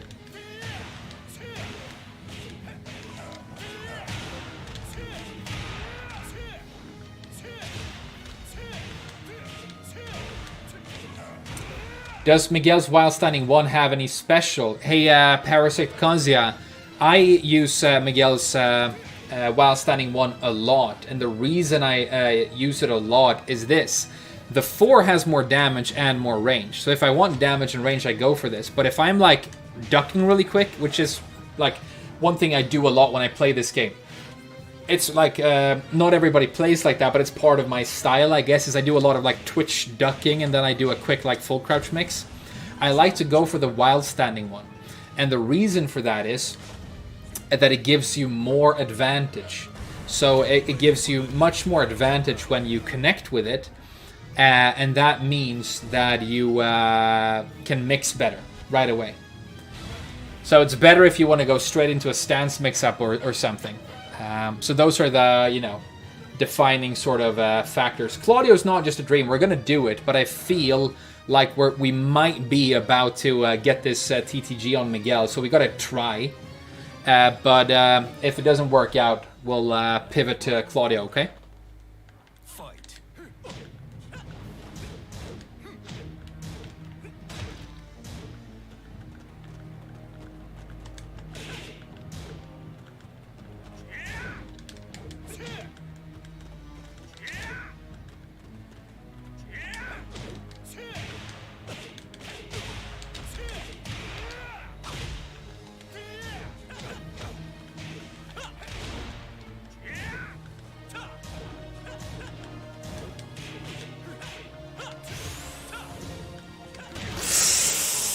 What a scuffed round. Sorry about that. I'm sorry, you guys. I'm letting you down.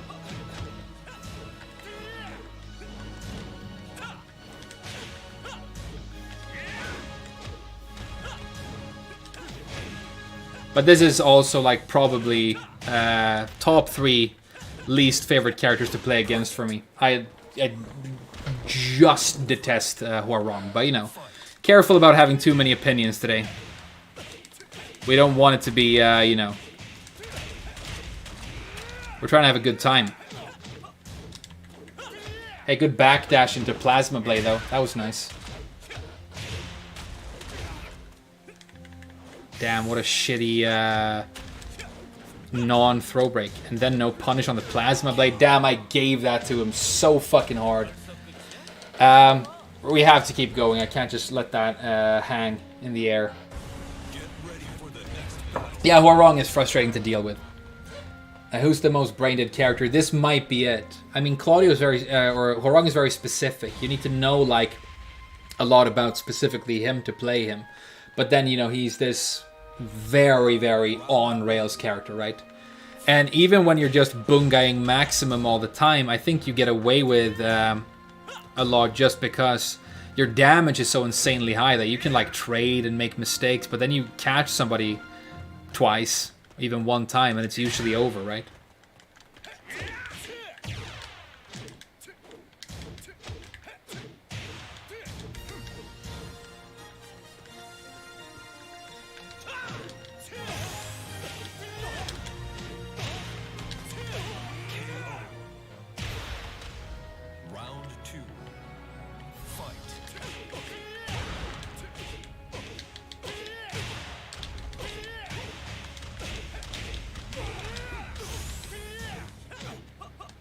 Ah, and the guaranteed plasma blade? Oh, he didn't get it.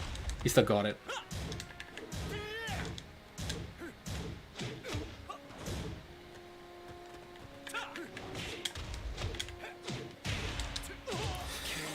Okay. Round 3. Fight.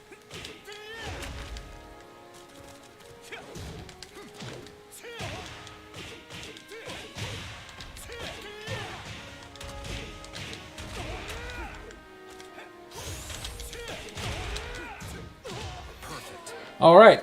I looked a little bit better.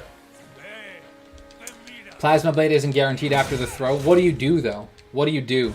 Get ready for the next battle. What do I do, Talon?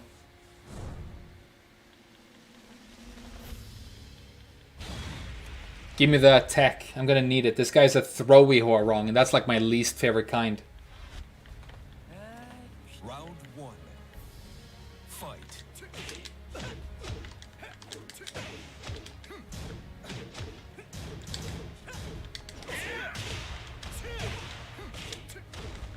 Damn.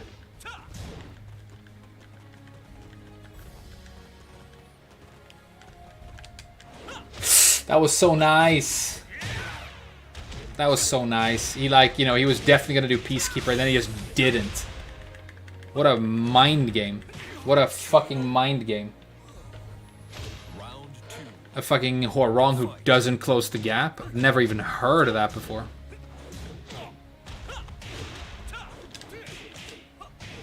See, now you're doing it. Close the gap. If you don't get a hit, panic into crushy dog shit.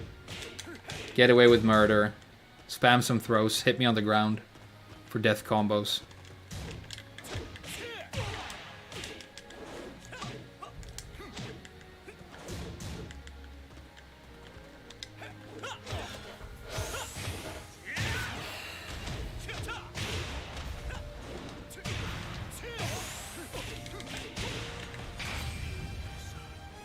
Thanks for dropping that combo, dude. Thanks for dropping that combo. I can just stand up? Alright, I'll try it. Thanks, guys.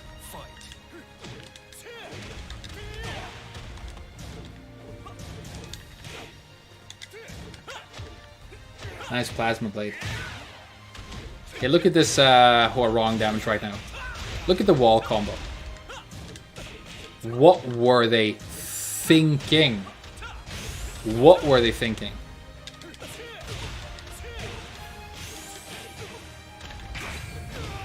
Damn, that was so bad. That was so bad. Why did I end the combo like that?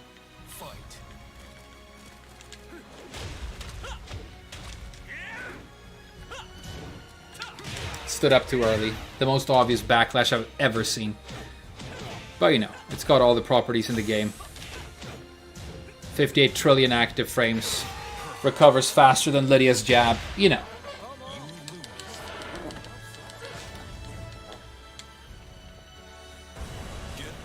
Hey, what properties do you have on your armor move, Horrong? Yes.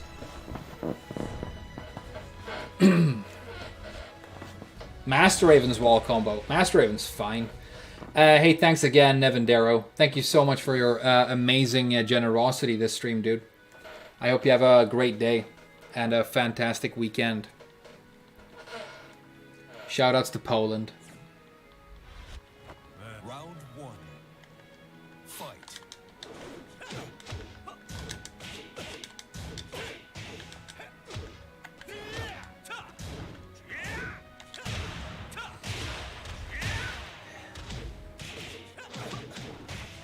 Look at the wall damage. Horrong. Round 2. Fight. Hey, look at that damage. Miguel hits like a truck.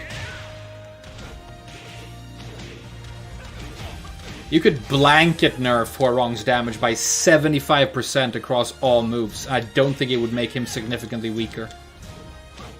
I don't think you could, I mean... This is the most, like, overpowered, specifically damage, I think, ever. This damage is fucking dumb, dude. This damage is dumb. But then again, so am I.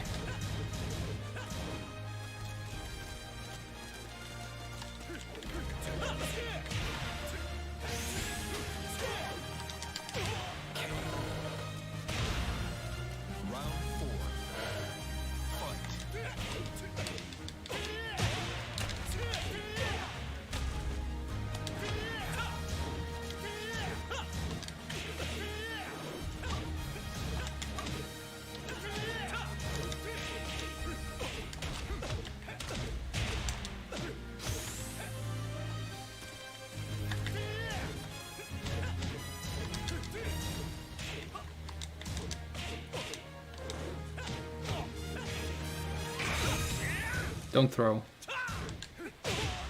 Oh god, this is so close. Final round. Fight.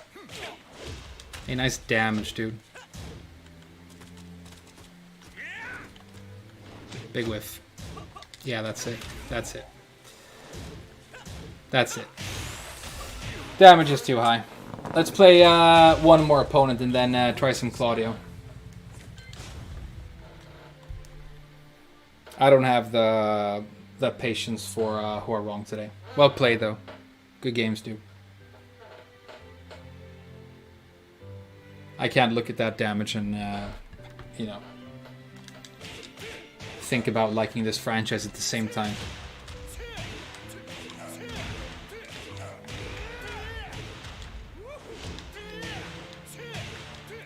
Yeah, the most broken thing Huarong has by far is his damage. That's I've been thinking that for a long time, actually. I mean, people talk about his, you know, the properties of the moves, the low into mix-up, the constant stream of dog shit, evasion, whatever. But it's the damage. It's the damage.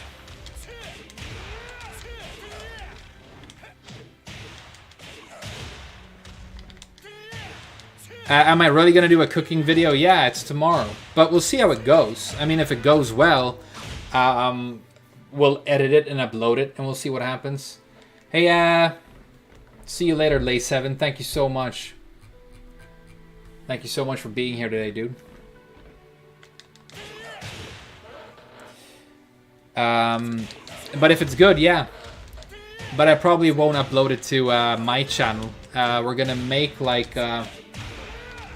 a YouTube channel, I think, for my girlfriend, and she wants to do some stuff like as a hobby, and she said she wanted to make, you know, maybe some cooking videos and stuff. So I decided that if she wants to do that, then you know, I'm no high tier YouTuber. I still don't even have good upload speed on this stream, but I've done it before, so I want to help her, you know, and we're gonna do it together. But if you guys are interested, once we upload it, I'll definitely let you know. And you can watch it. We're gonna make butter chicken curry. Those are the plans right now, by the way. So yeah, we've got our shopping list, and we're gonna go shopping tomorrow morning, and then we're gonna make some food. Hey, what's up, Thur?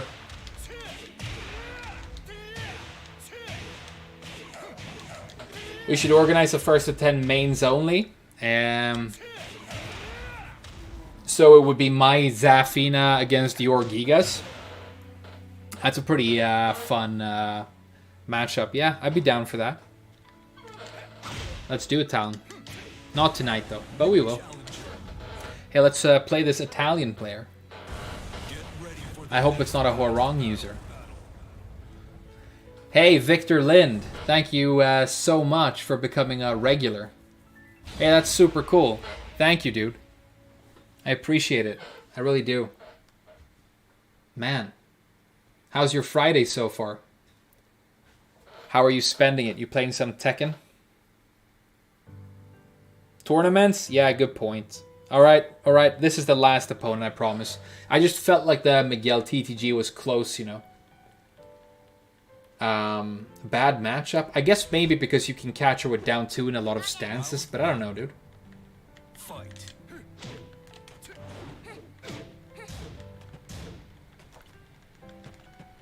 Defrogsy. Never heard about Defrogsy. He looks like he's super good, though.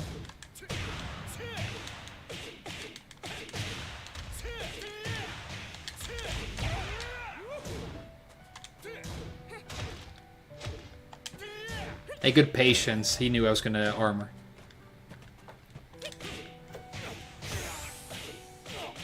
What's wrong with Huarong? Nothing. It's a fine character design. I just, you know, don't love the matchup, I guess. Damn, look at the length of Oscar's legs. Fight.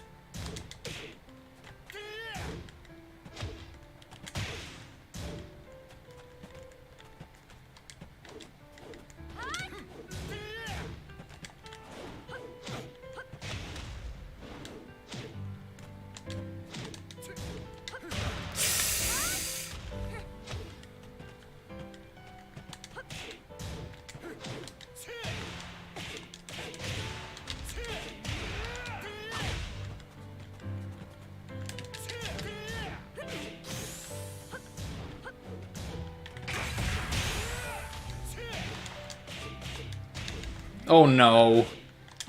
No way, dude. Yeah, I've lost my my blessing. The gods are fighting for somebody else right now. Now this guy has all the juice. Did you see that? Man, that was tragic.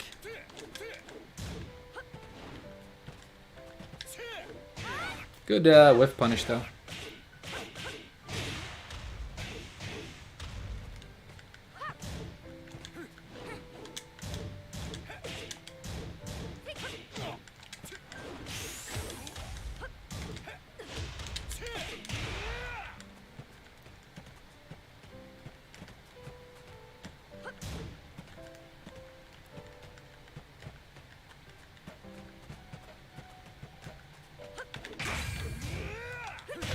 Hey, nice. You lose. Well played. Do you guys wanna... I can't just give him one match because it's considered bad manners. But we'll play a little bit more. And then, do you guys want to do Claudio or do you just want to go into tournaments? We could do tournaments and I could just play Claudio in tournaments. That would be fun.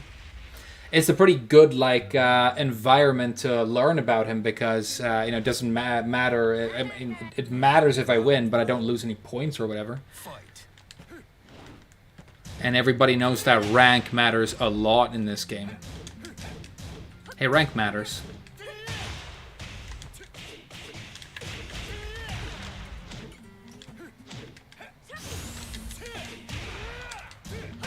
Perfect. Oscar better than most people think. Yeah, I think that's true. Fight. I really disliked playing her, but she's pretty good.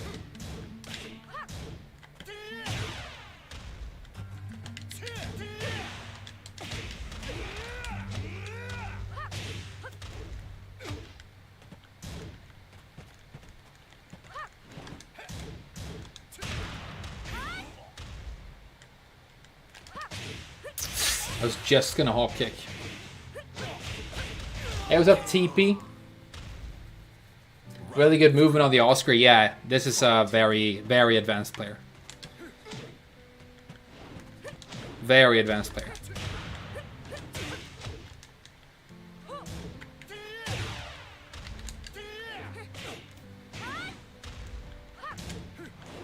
Hey, nice. Yeah, Oscar isn't weak. Oscar isn't weak at all. I think even Fergus, didn't he make a video about, like, this character's weak? Hey, check this out. And he, like, listed all the reasons she's super sick or whatever. But, you know, yeah, it's a strong character. It's just, you know, fucking nightmare to have to play her. Because she has, like, I don't know. It's a style thing.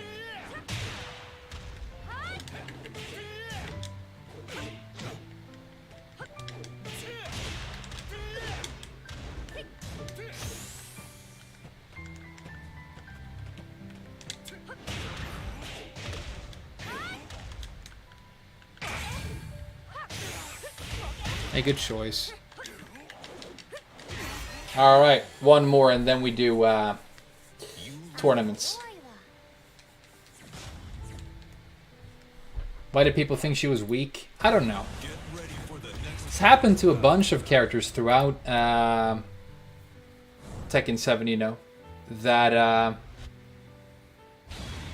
people thought they were weak for a long time and then it just like the floodgates were opened and people learned more, you know. Round one. Feng. Fight. But if you look at all the characters that were considered extremely top tier at the beginning of Tekken 7, so who were considered like the top tier characters? It was Leo, which is a joke. Leo, Lars, not Lars, sorry, Dragunov. Leo, Dragunov. Sorry, I gotta loop the soundtrack. There we go. Xiaoyu. Leo, Xiaoyu, and like Dragunov were like the top tier characters. And none of them are considered top tier anymore. I think Dragunov still is. You know, no memes or no mid-meme or whatever. But he's like, I think he's insanely good. I think running 2 down 2 is like as good as it's ever been, if not better. But, you know. Shaheen, yeah, Shaheen was another, top tier considered character back then.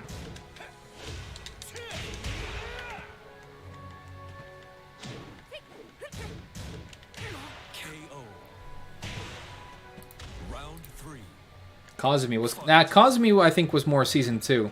I don't remember, but I think Kazumi being, like, super good was, like, a Season 2 thing. Could be wrong, though.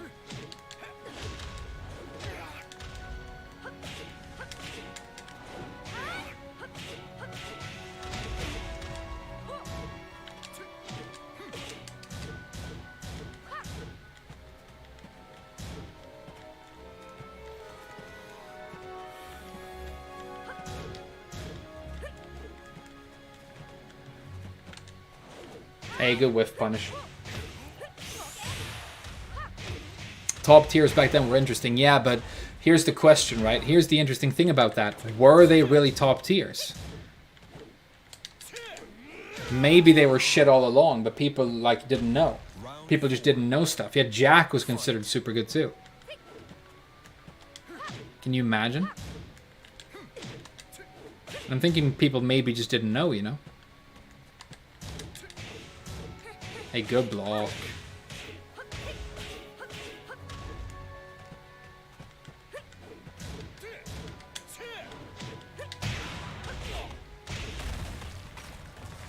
Do I think Shaheen's gonna make it? No. But he could. He definitely could. He can get in because, you know, he's a diversity character. And I don't say that as a negative at all. I don't think it's, you know... I don't have a problem with them trying to make the roster diverse. So he might get in with that, but I don't think he's an essential pick or anything. Hey, let's play tournaments and play some Claudio. Double elimination, simultaneous on, language any, rank any. Let's go. Let me go get some water while you guys fill up the tank. Fill up the tourney, yeah?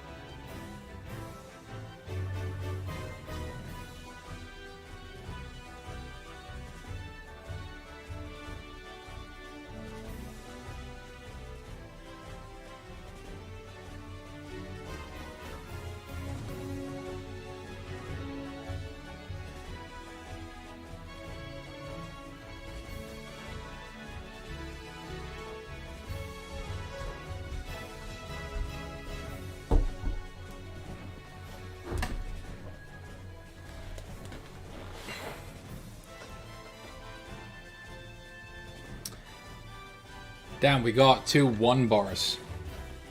Sorry about this, you guys. I got remove you. And I really don't want to. I'm super sorry about it, but you know. Tekken is 3. So we gotta like kick people because this game doesn't have good netcode. Got myself some coffee too.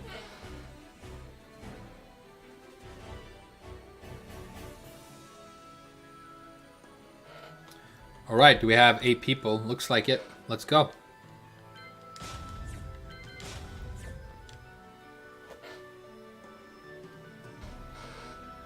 Yeah, you know, I want to include people who like, you know, want to join and they don't have a good connection. Feels horrible kicking them, but sometimes when we've been too charitable with the connections, right? The entire fucking tournament thing just breaks down because the infrastructure of this game online just isn't good. Hey, let's play Claudio. Let's wear this cool party outfit that he has. What's coffee in Japanese? It's kohi. F and H are the same letter in Japanese, kind of. They're sort of pronounced similarly. So you just say ko and then he. Kohi.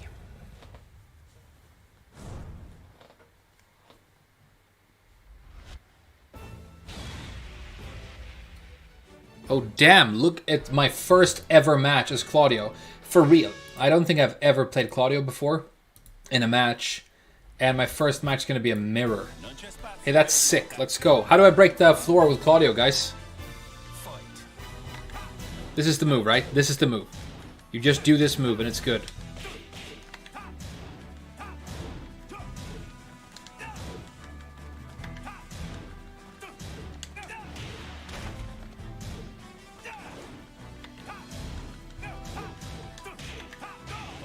There we go.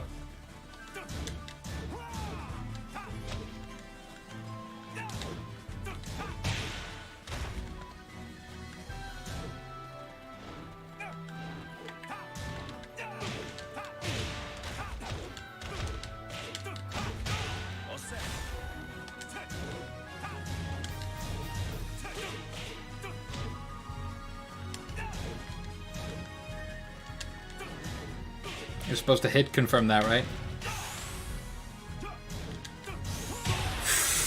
Clutch round. You know this guy? Alright, let's go.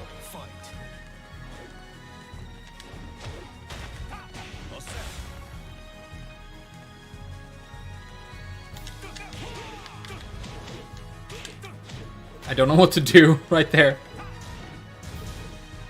Hey, what's that low poke? Is it down 3-4?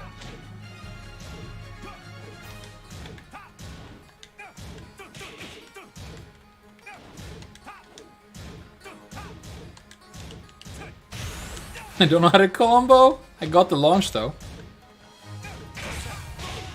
All right. Round 3. Fight.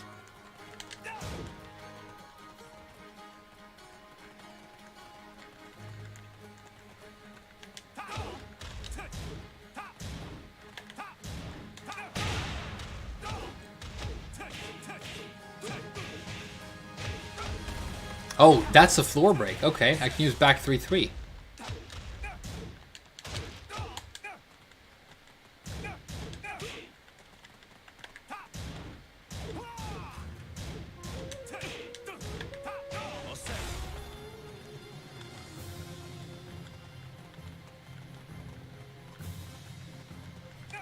Nice. Nice full crouch mix.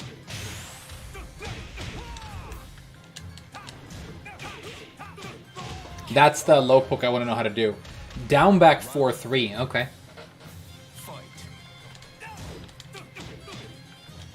Hey, nice. That's a good move. Still don't know how to do a combo.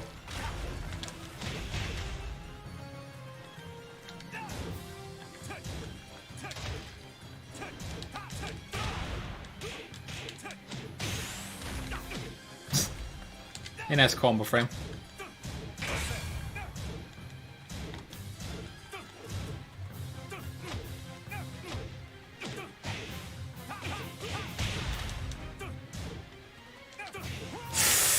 Damn, I just stood there eating balls until he won the whole round.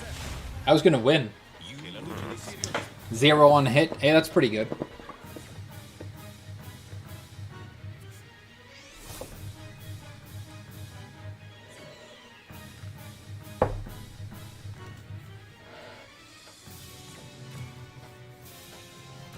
Please select a match to watch. I don't think it's ever asked me that before. Hey, what do you guys want to watch? Weapon of masturbation?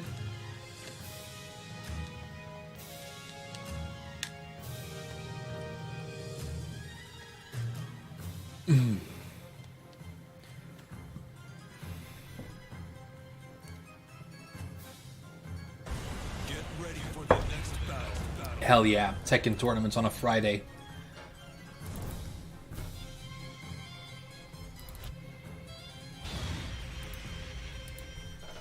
Hey, look, it's Beal and Snake. And Akai Mononofu. These guys are super good.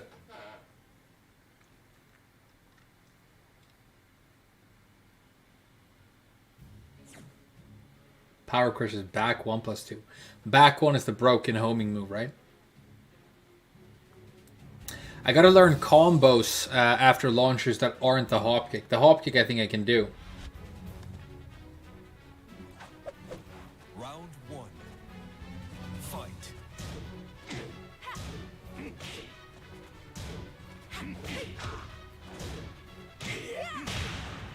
Counter hit.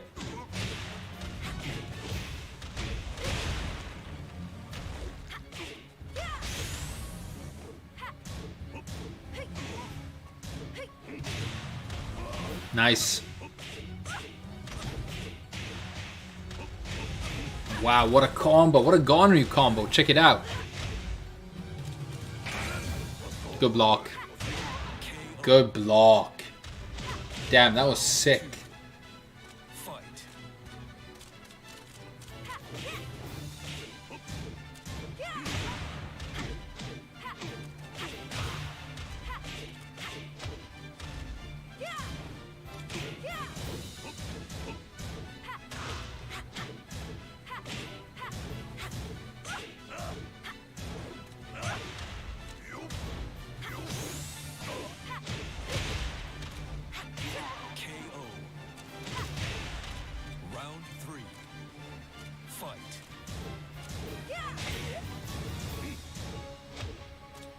Back three, down 1-2. Wide running 2 is the combo from Starburst down 2-2, I guess. Hey, thanks for that. Hey, what's the combo? True Ultima God. What's the combo after while standing 2? I think that's what I need most.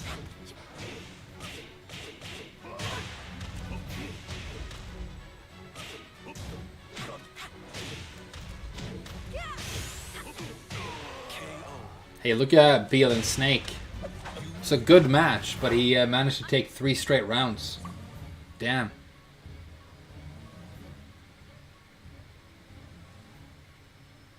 No round brown, yeah.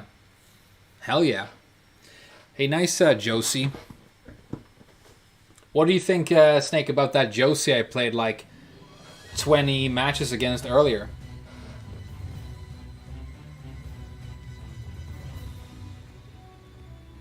You accidentally timed out. Who did you time out? Kyle Fields?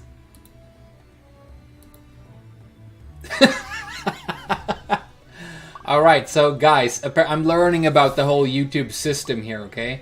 Apparently, I can look at the messages that get removed when somebody is timed out. And what Kyle said to get timed out was pee pee poo poo. That's why. Yeah, let's play a Gigas. Hey Kyle, if you're still listening, I hope you make it back soon. I don't know how long you got timed out for, but we miss you, dude. How about you write your chat messages down on a piece of paper for now, and then you can write them when you get back, okay?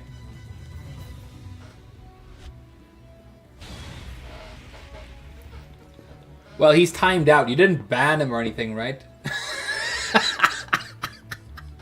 Hey Kyle, sorry about the, you know, it's a ricochet. It's a ricochet, caught you in the shoulder. Free Kyle, yeah. 5 minutes. Oh, okay, that's not that bad. Hey, Kyle, just go get a drink. Maybe go to the bathroom, and we'll see you in a couple of minutes, okay? Fight.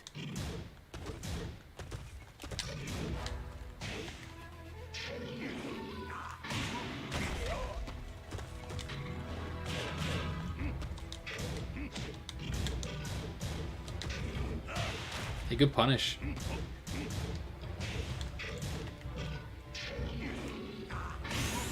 Didn't quite get the wall.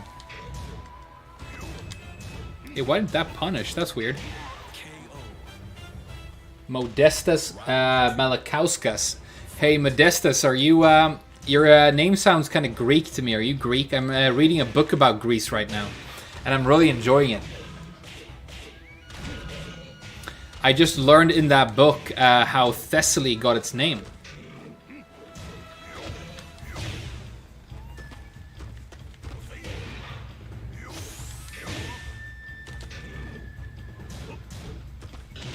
Hey, nice low. Round 3. Fight. Hey, Rip Kyle.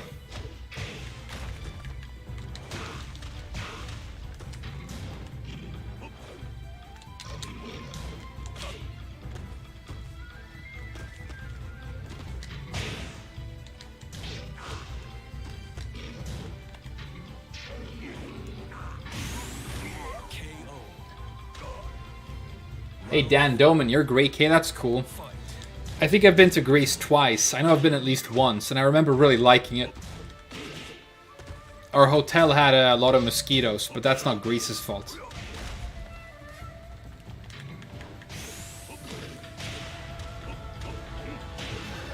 Hey guys, remember there used to be a viewer in here called Kyle? Kyle something? Remember that guy?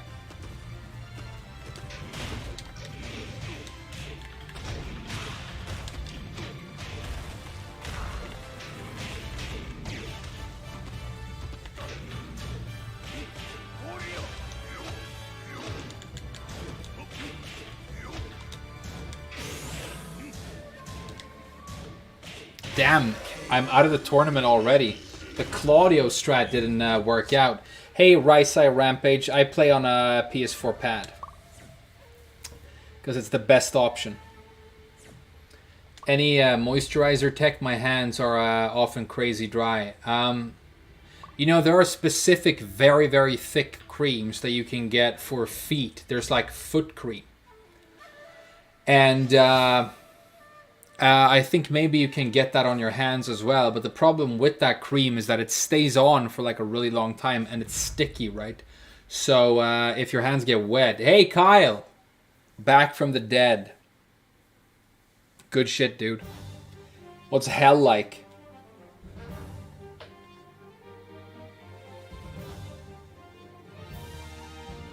Mainland Greece is more interesting than the islands. Yeah, I've been to mainland Greece, and I've also been to Crete. Crete was super sick. You know, one of my favorite Greek myths of all time is like the story of Theseus and the Minotaur. So I wanted to go to Crete. And we went to Knossos, and it was super sick. Very hot that day, but it was a great experience. And I was like imagining that the entire labyrinth was still like underneath the city somewhere. Round 1. Hey, what's up, Federer? Yeah, I stream on YouTube. Just because I already, you know, had a bit of a following here, so I thought it might be easier for them. But... you know, Twitch is cool too. I like the YouTube Kappa more. Hey guys, do the YouTube Kappa in the chat for Federer. So he can see how fucking cool it is.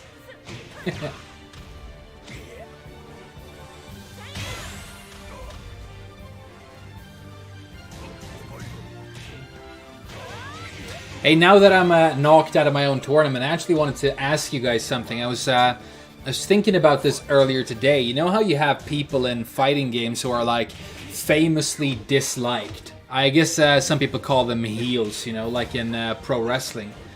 Do you think those people are... because they'll say stuff like, you know, oh, I enjoy it, you know, and I do it to get people hype, or, you know, I do it to, like, get people more motivated in the scene or something like that. Do you think those people are actually enjoying it, or are they just shitty people who are kind of incapable of making people like them? KO. What do you reckon? Round 3. Fight.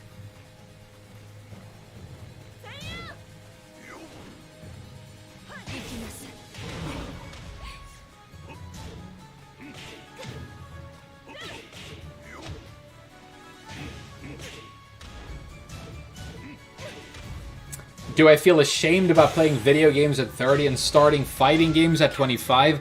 No. I'm not ashamed of that at all. I'm not ashamed of that at all. I mean, I have a lot of fun playing these games. I think life would be a lot more boring without them.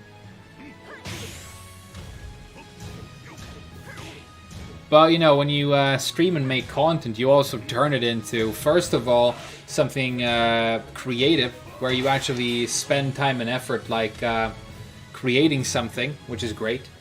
And then you also, like, get to do stuff like hang out with your chat and things, so...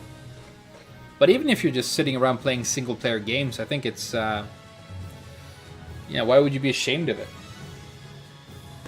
You should be ashamed of being ashamed of things. I think that makes more sense.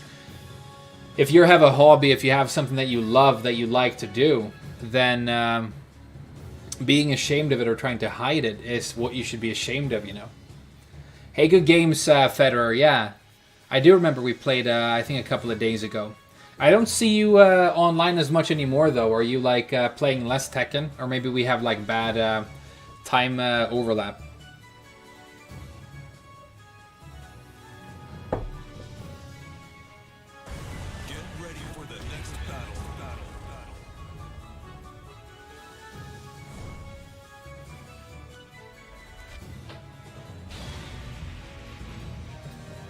The most famous villains take the role with pride? Yeah, I don't know. I was just thinking about how, like, does anybody really want to be... Okay, I was thinking about this idea of, like, you have some fighting game players that are famous for being disliked, right? And you can go to their streams and you can watch them talk for, like, 6 hours in a row. And they will be consistently, like, awful to people and say horrible things for 6 hours straight. And then in an interview later, they'll be like, yeah, but, you know, it's my role. People think I'm, you know, the king of hate or whatever. And I was thinking, what is more likely? That they are acting like they're horrible people for like 6 hours every interaction they have, or that they try and make an excuse for it by, you know, in a sound clip that's like just like a, you know, a few seconds long, pretending like it's all made up. You know what I mean? Because I've known people in real life who are like, you know, say that I enjoy motivating people by being, like, horrible. And I've known, like, a bunch of people like that. And every single one of them has been, like, it seems like they are confused and kind of hurt by the fact that they don't actually know how to make people like them. And when they, like, try and make people like them, it makes people like, it makes people like them less, right? And it just gets worse. And I think it's confusing for a person like that. And, you know, okay, so one example is what they will always do. Like, whenever you have a person who, like, you know, is disliked and they get in any kind of argument, they'll say stuff like, oh, play me in a 1st to 10, right? Or, like, fight me. Because they're probably, or they might be really good fighting game players, right? But that's not what they were criticized for or what the argument was about. If I say that it's strange that you are, like, consistently awful to people and you're, like, a huge asshole, and you say, well, play me in a 1st to 10, I mean, it doesn't have anything to do with that. It's the same thing with, like, John Jones probably being, like, maybe the single most capable martial artist of all time, and, like, the pathetic human being that you're under, like, no obligation to respect at all, right? It's kind of weird. You know, I worked for a guy one time. It was the last job I had in Japan, who was, I mean, I'm no expert, but I'm pretty sure that he was like a textbook psychopath. And he had this like very, very obvious need for people to be impressed with him. He wanted people to be impressed with the things that he had achieved. He had money and he had a company. I worked in his company, right? And he would constantly like talk about, hey, see you later, Federer. Thanks for stopping by.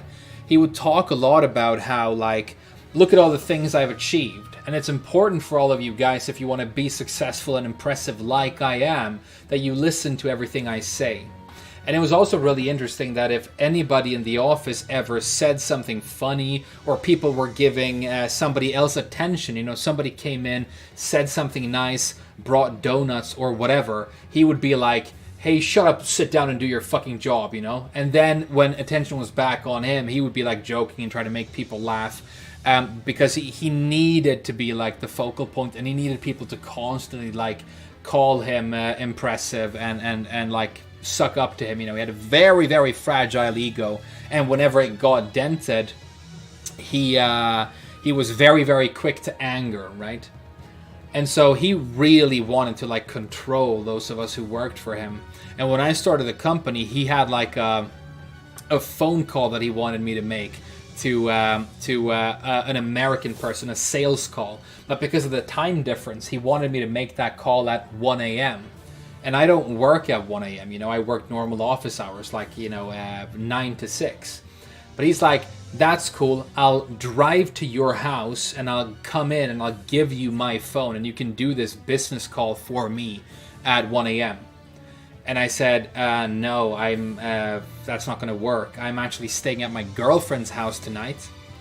So I won't even be in my house. And he's like, cool. Where does she live? So he wanted to drive to my girlfriend's house and go into her apartment at 1 a.m. at night so that I could do something for him, right? And when I didn't want him to do that, when I didn't go along with that, he didn't like that at all. And I think everybody else who worked for him, they were like very, very good at constantly stroking his ego, right? But I have this thing where I'm not really impressed by successful people. I'm not impressed by people who are successful. You hear that a lot. People say stuff like, you know, well, okay, he might be an asshole, but you can't argue with his success. But my point would be that why would you have to argue with his success? You can be an extremely successful expert in your field, a world-famous expert, or like an amazing athlete, and still be an unimpressive person. Because first of all, you're probably not funny, and I'm not interested at all in people who aren't funny at all, right? And then like the most interesting people you meet and the people you end up being friends with are people who have all these like crazy interesting flaws, right? And who aren't necessarily like successful or impressive on paper, but who you like for all these reasons. And then that whole thing with that last boss of mine, it sort of came to a head when he eventually straight up asked me to do something illegal for him. And I, no joke, have to be careful when I talk about this because he's still out there. He's in Japan, whatever. But if he should hear this somehow and realizes that I am talking about him, trust me, he's the kind of guy who will, like, from over there, try and get involved in my life and legally hurt me. You know, I saw him, like, straight up sue people and threaten people with lawyers and stuff just because they somehow... There was a misunderstanding and he felt that his ego was, like, damaged. And he straight up got litigious and threatened people. It was fucking horrible to be around him. Like, every day. Every single day he would sit there, and whenever you did something at work, even if it was exactly what he asked for, he would always send it back and criticize it because he couldn't go, like, good. It was an opportunity for him to teach you stuff and talk about all the things he knew, and he couldn't pass that up.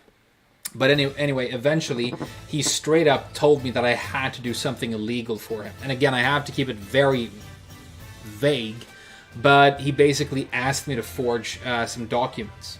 Straight up illegal. And the thing was, right, that not only do I not want to do that, but I'm also in Japan, which means that I never want to get into any kind of like fucking legal trouble. I was careful to be like a model citizen when I was in that country, right? So I said, I'm not going to do it. That's forgery, and I can't do it. And he said, well, I need these papers done, so what am I supposed to do? And I said, I don't know. And when I said, I don't know, the entire company, like the entire office went quiet, and he stood up, and he looked really angry. So he's like, are you saying you don't give a fuck what happens to this company? You work here, you know? And I need this done for us to be able to do our job. And my point was, you run this place. It's your company, okay? It's not my responsibility as one of your employees to do something illegal to make things easier for you. I do my job to the best of my ability, right? You run the show. And by the way, he was paying us all criminally low wages, basically. At that point, I wasn't even making enough money to pay my rent and live. I was actually going minus every month working for this person, but he expected you to be there like 24 hours. He sent you text messages all night. He just wanted to like demand that you cared about your job all the time. And it was the only thing you thought about because it was the only thing he thought about, you know? And I said, no, I'm not going to do that. And then I went home and I called some of my friends and I thought about it. And I would have quit on the spot. Here's the thing, I couldn't quit on the spot because 2 months after I started working for this guy, my visa, my entire like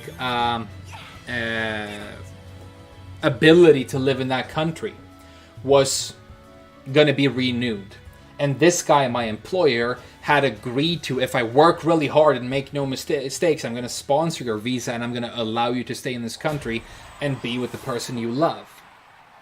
And if you don't, sorry, dude, you know, I have a company to run, fuck you. And then I'd basically be without a visa and I would be forced to leave the country.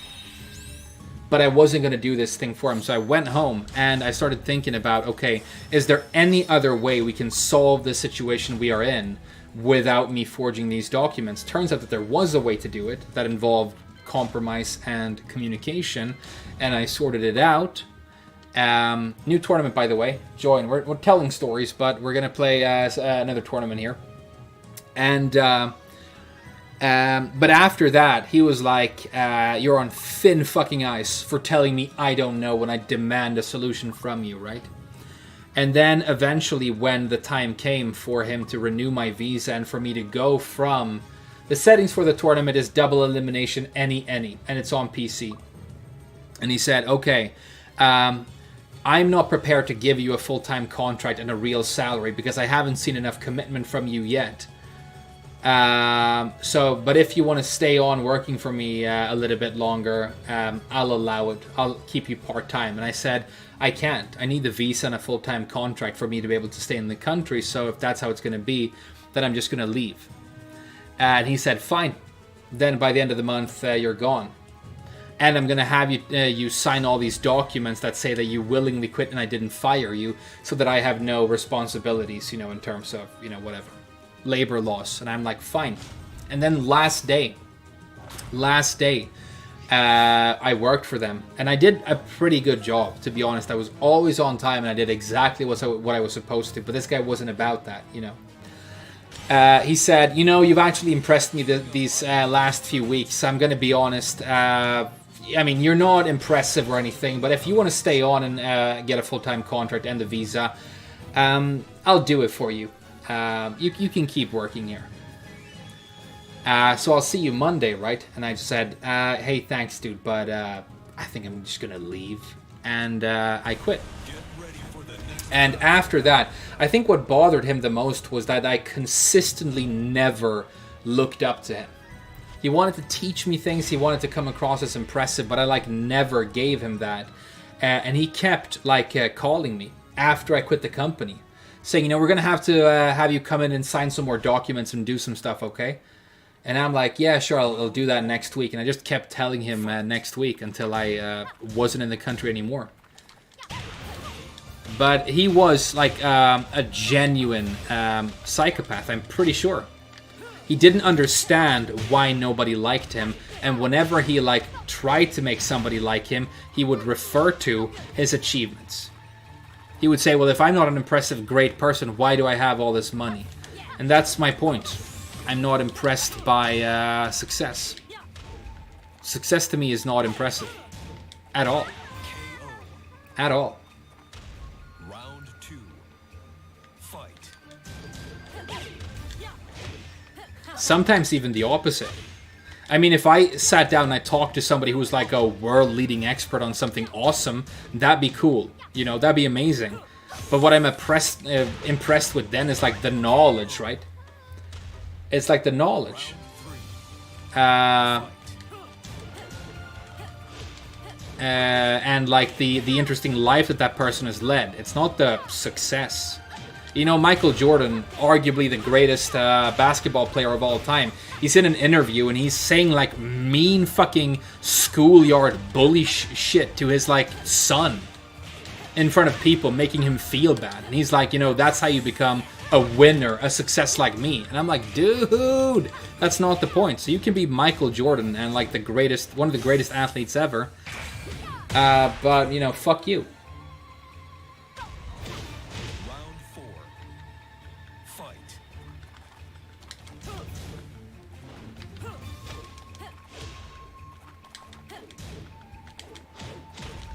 Damn, BLN Snake with the Lily. I just realized I was playing a match. I'm sorry. I got like really into that story. But the reason I was talking about that was like, yeah, I think it's like that with a lot of these people in like the FGC, whatever the fuck that word means. But, you know, fighting game players who are like known villains or whatever. I think there might be a similar thing where they don't understand why people don't like them. And their like ability to navigate around that problem is damaged, and so they just make things worse. And then the one excuse that they can make is like, well, I'm intentionally doing this because I enjoy it, or I'm trying to like motivate my competition or whatever. You know what I mean?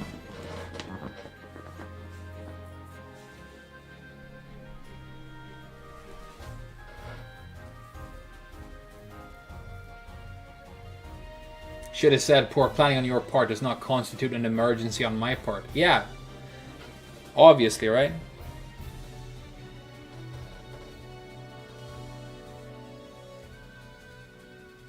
Hey, good game, Beal and Snake. Now we're going to play Weapon of Mass Turbation. We got a funny guy, huh?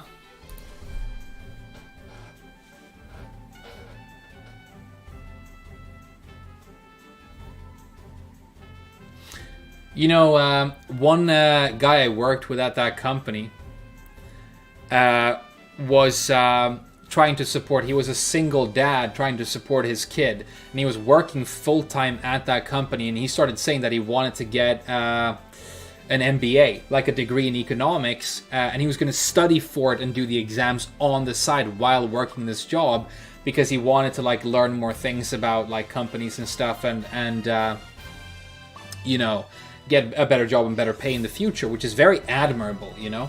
And then, you know what our boss said when he heard that? He was like, you don't need to go to school to learn about companies and money. Just ask me. I know everything about this. I'll just teach you everything. You know what I mean? He like thought, yeah, don't get an education. Why would you need an education and a degree when you have me? I'll just teach you everything you need to know. But I think he might have had that very unfortunate combination, because I think we think of like psychopaths as being these like very intelligent people, right?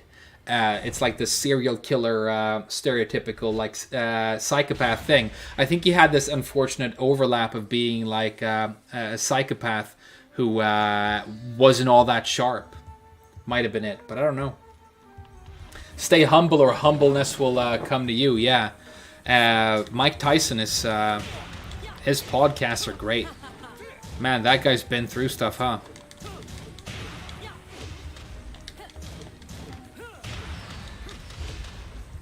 Hey, cool Miguel. What's psyched about playing a Miguel right now. Tekken is being a little bit 3 though. Hey, I got counter hit by that. Imagine that. That's not supposed to happen. And fucking armor move. Damn.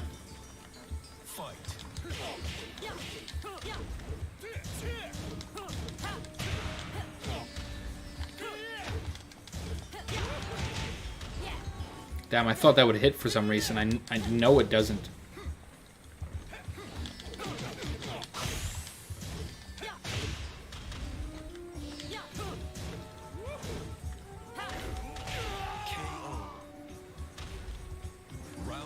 You met some smart psychopaths. I think I might have as well.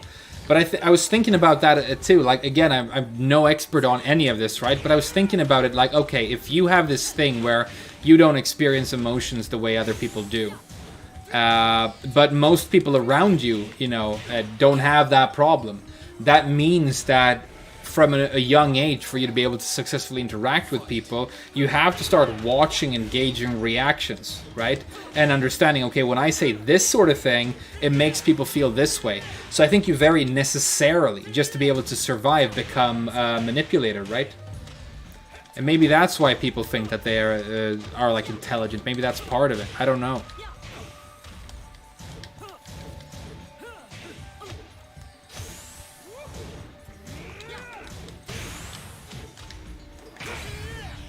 Oh my god, the whiff! Boom! That's the longest slow-mo I've seen in a while. Final round. Fight.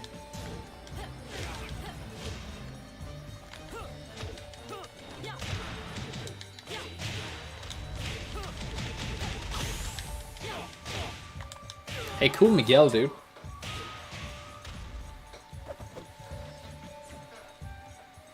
Don't argue with stupid people. They will drag you down to their level and then win by experience. Yeah, it's a good point.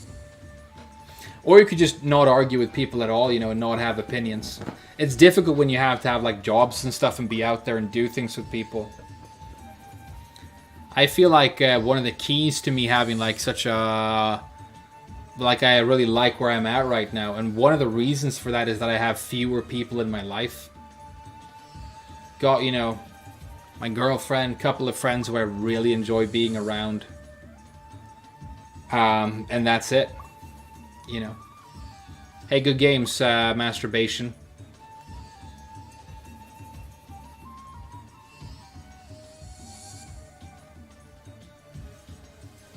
Hey, back from flirting. Who did you flirt with, Kuja? How did it go? Did you get the desired response? Did the mating dance ensue? Did your desired mate present? I guess that's a voiced S, it's present, right? Yeah. How can you not have an opinion if the rule is I think, therefore I am? Well, you're confusing having an opinion with thinking. And, you know, I was actually having a conversation with a friend of mine who was over for a dinner a couple of days ago. And he's a really, really clever guy. He's a Jewish guy who's been all over the world, you know, and traveled a lot. And I mentioned how I'm, like, trying to, as a person right now, no joke, I'm on this quest to, like, have no opinions. I don't want to have opinions. And I'm less and less interested in objective truth, and I'm unimpressed by success. And he's like, what do you mean? If you don't have any opinions, then how are you ever going to be, like, able to think or have a conversation or whatever? And I'm like, trust me. Trust me. I've done it many times. You can have a great conversation with somebody without having opinions. And he's like, no, you can't. That doesn't work. And I'm like, it works. But then he's like, well, how do you enjoy having a conversation that doesn't lead anywhere? It doesn't lead anywhere. Nothing happens. And I'm like, well, nothing has to happen, dude.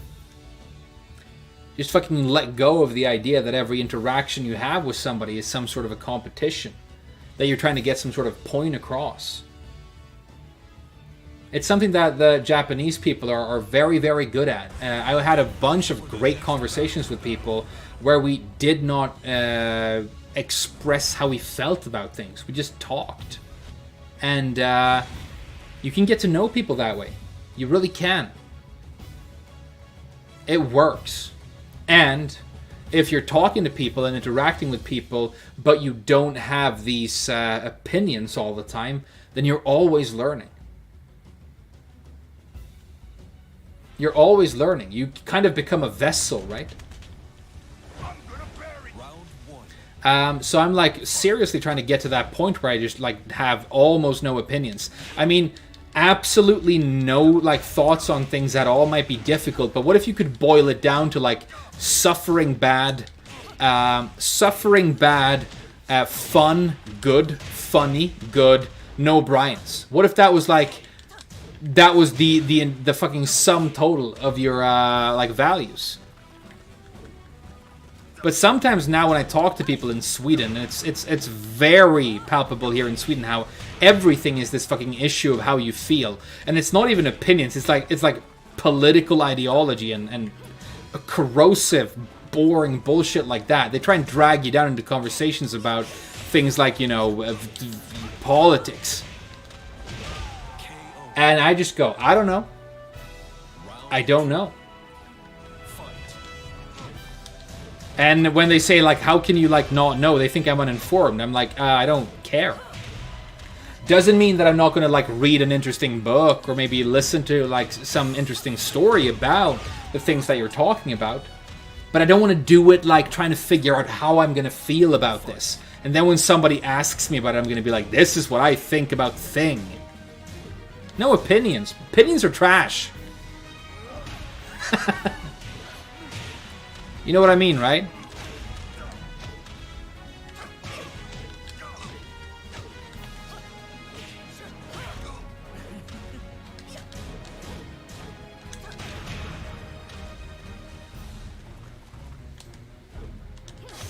Hey, nice. Too bad about the combo, dude. Hey, get wall bounced.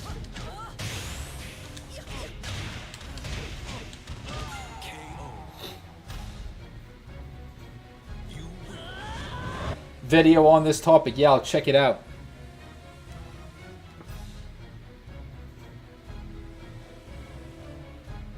NPC agenda, yeah.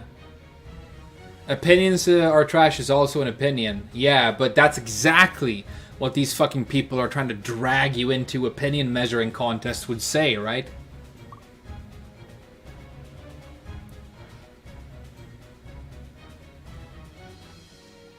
But it's like, you know, it's like my Buddhism path right now. I'm trying to fucking get to enlightenment by way of like fucking not having values.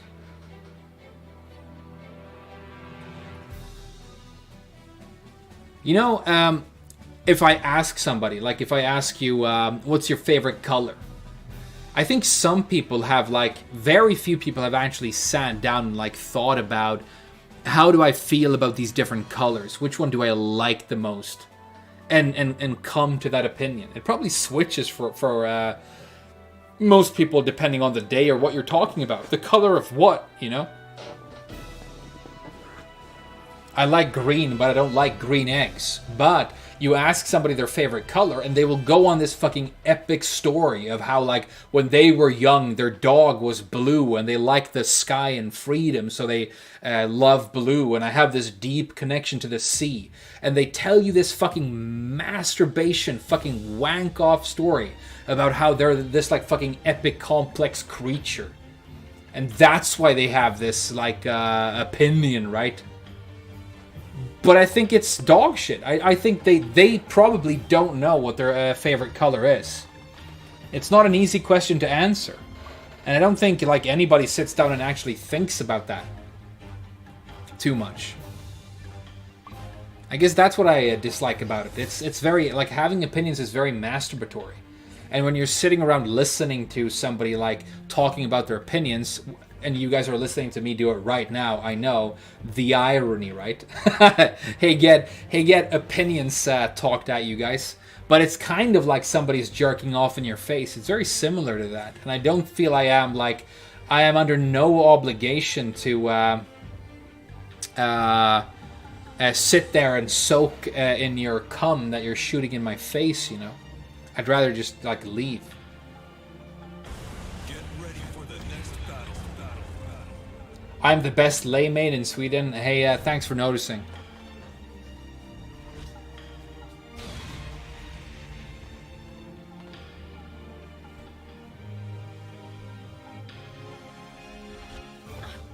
Round one. Fight.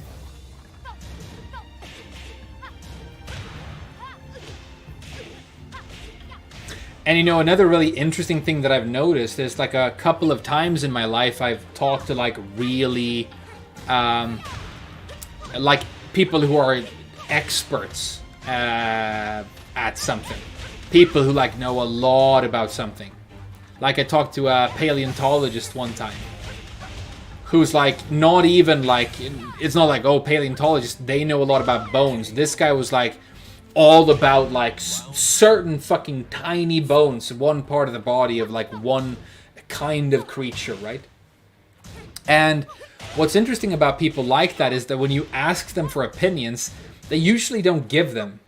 They're more like, well, that depends. I don't know. It's not that easy. Which is really interesting because people who don't know a lot, they're very, very good. They're very, very good at like constantly having all of these opinions, right? Like people hear that I lived in Japan for 8 years, so they give me all these fucking opinions about what it's like. And then they go like, but what was it like? Am I right? You know, my opinions about Japan. And my answer is, I don't know. It's 130 million people, dude. It's a giant fucking place. I don't know. I wasn't there like, you know, learning everything and having opinions about the place. I, you know, had lunch and then I played video games and went to bed. You know what I mean? Hey, is this Albin guy here doing some sort of anime cosplay? It kind of feels like it. Do you think it's his favorite anime character?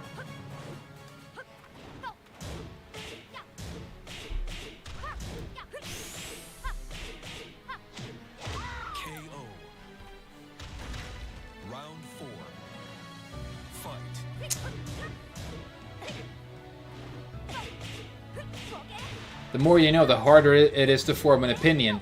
Yeah, but okay, if that's true, and again, I'm just sitting here talking shit on my stream. I'm not pretending to like understand any of this, but I do think about it. If it's true that information makes it more difficult to have opinions about something, doesn't that imply that opinions are trash, right? Because they're kind of divorced from this idea of actual knowledge, right?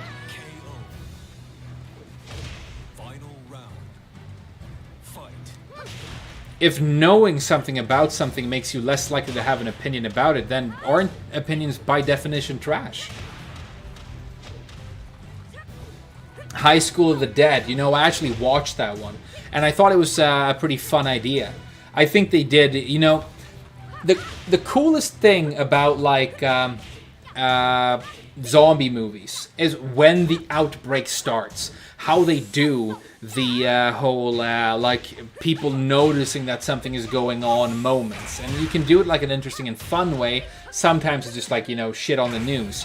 But in that anime High School of the Dead, there's a guy who's like at school and he's just looking out over like the school grounds, and then there's something going on. I think it's a person being like eaten alive, and that's how it starts. I'm like, yeah, I'm gonna watch this, like a fun zombie anime. This could be cool. And then there's this scene of like him carrying an underage girl on his shoulders, and she starts pissing on him. And if this is a dream I had, I'm sorry. I think this happens in this anime. But he's like walking on like a wall, and there's zombies everywhere trying to eat them. And he has to like save this little girl.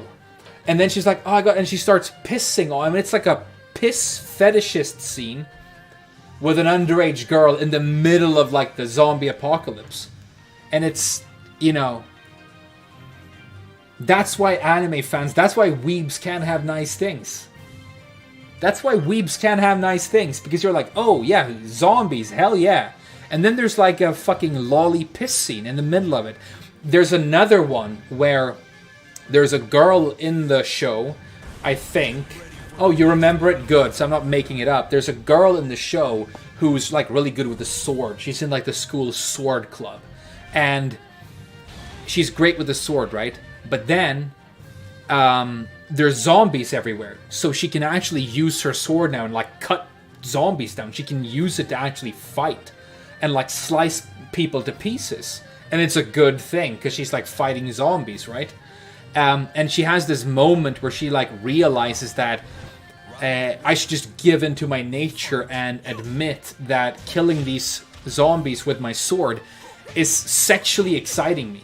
And there's a whole scene where she goes on a sword rampage and she starts talking about how it's making her pussy wet. How she's cutting corpses to pieces with her sword. She's like, oh my god, I'm so wet right now. But these fucking things happen in this show like several episodes in.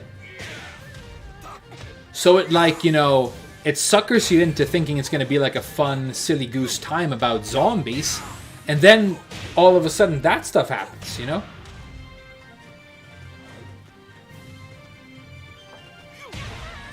So I mean, I was super into like anime and weeb stuff when I was a kid, but then like I had to give it up because it gets so, I don't know. I mean, like what you like and you do you, but for me it was like it just became too much and I started seeing it everywhere.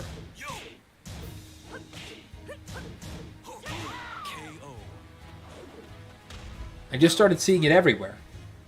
And the miniskirts and the character design and the dialogue and the voice acting, I just started seeing it everywhere. And then, you know, not to have opinions, but then you go to Japan and you see the way that girls are actually treated there, and it becomes like, ugh, you know? But we talked about Naruto earlier and how I think it's like a great show that I loved. So it's, yeah, it's a shame. Shame that we can't have nice things as weebs. Hey, that was a clean Bob, Mastermind. Well played. Yeah, anti-anime. The thing about, like, anime is that anti-anime are always the best ones. Gintama makes fun of the fact that they don't have a budget. They make fun of the fact that, you know, they get cancelled all the time. Make fun of their production company, which is funny. Fucking One Punch Man. He always wins every fight right away, so he can never have these like long, drawn-out, epic fights that anime do all the time. He's always just gonna win right away. And then it becomes about like an existential crisis, because if I achieve everything I want, if I'm the most powerful hero ever and I can never lose, then what's the point, right? So it's like, yeah, I like that.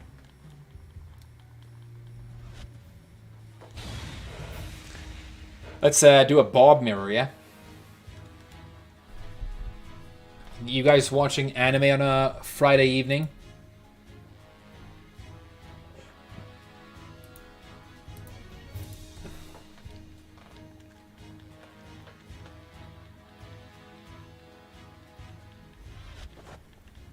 Round one. Fight.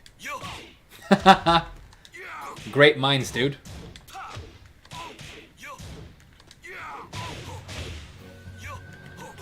Thought I broke that. Tekken 6, yeah. Oh damn, he messed up the combo. That's sad.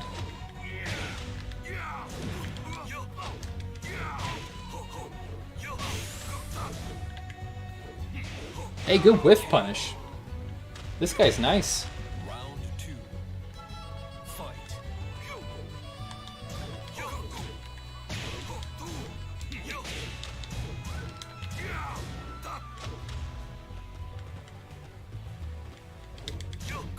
Too slow. And then he didn't punish.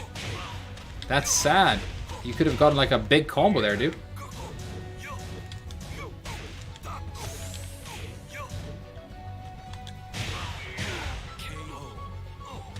Slim Bob mod. Yeah, I might have to look into that. That would be funny.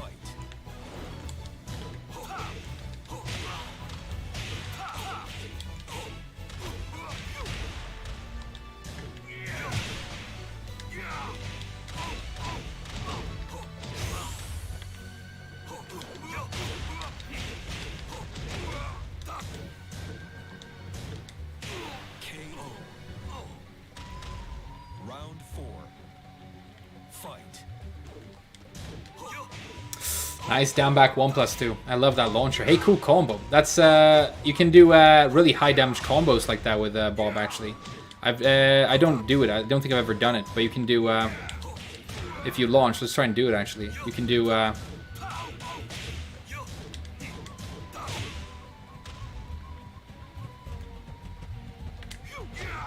I'm not gonna practice combos in the middle of a match against this guy. That's not very nice. So never mind. If I do get a whiff punching opportunity with the launcher, maybe I'll do it. Oh, he went over! Oh no! Heartbreak. Well played. Hey, what's up, Acid Ace? The employer story. Yeah, we're talking about like how anime is like.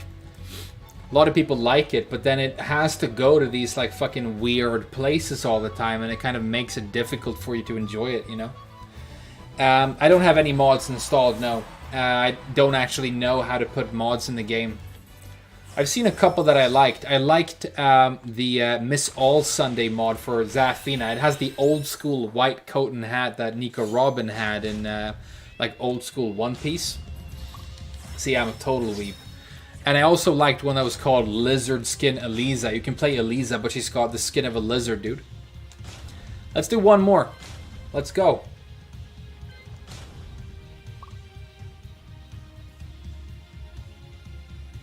Masku story is still best story, yeah. And it happened.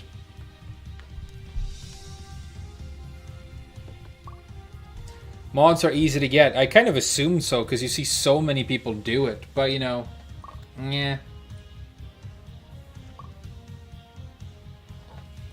Scoop diddy whoop. Whoop diddy scoop. Hey, I saw Aesop Rock has been dropping some new heat. I gotta check that out. It's so weird. He's like arguably the greatest rapper on the planet. And he releases a new song and it's got like 16,000 views. And it's with a full video as well. Like I sometimes, you know, this actually broke my mind. Because I went on like a Talking Heads spree a while ago. And I'm like, damn, the Talking Heads are super sick. And one of the reasons I started listening to the Talking Heads is, again, I get a lot of my music recommendations from Patrick Bateman in American Psycho, but he's into the Talking Heads. Him and his friends talk about them, right? And I'm like, damn, this is so good. And then I started really getting into the singer of Talking Heads. His name is David Byrne. And he's this like impressive, cool guy. When you start looking into David Byrne, he's like a really cool guy. He's done movies, he's directed films, and then I watched some of his films. He's done one called True Stories with John Goodman. Red Letter Media did a full review on it with, I think it was Josh and Jay. And it's like really funny and cool. And you listen to fucking David Byrne, and he's this like... he's one of those guys, like if I had to have a dinner party and invite like my ideal guests, he'd be on the list. I'm never going to do that because I don't like hosting dinner parties or meeting new people, really. But if I had to, right? So I'm like, damn, David Byrne is super sick. And then, like October, he released a completely new album of new music. And it all went up on YouTube. And I realized that my videos about Tekken had more views than David Byrne had on his new album. Like, I made a video where I was like joking about like some dumb shit like I sometimes do, and I had like way more views than the most listened to song on David Byrne's new album. The lead singer of the Talking Heads, like arguably one of the best bands of the 80s, right? And they have like this huge legacy in pop music. That's fucking weird, right? That's fucking weird.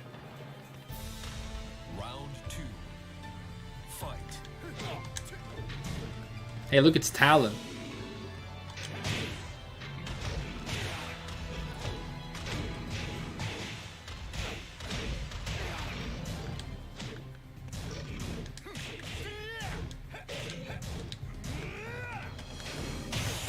Bad hop kick.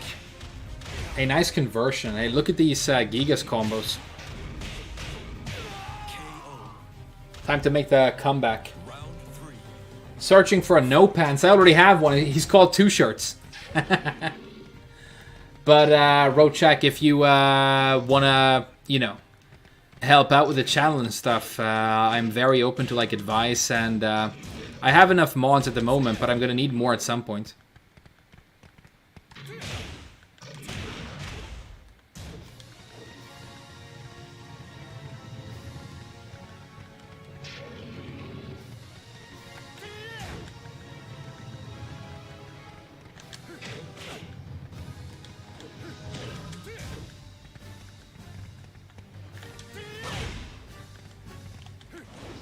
A good punish.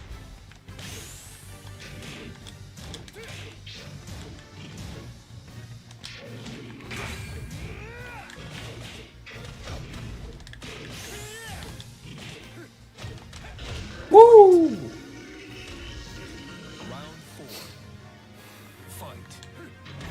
Yeah, I'm widely known as the guy who makes comebacks on Talon. With my sick Miguel. I'm widely known for that.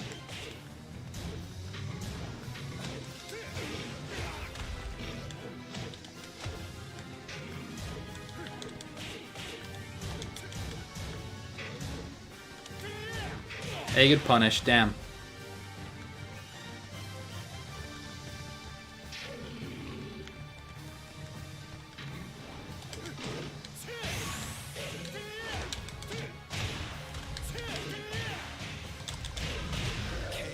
Woo! Final round. Fight.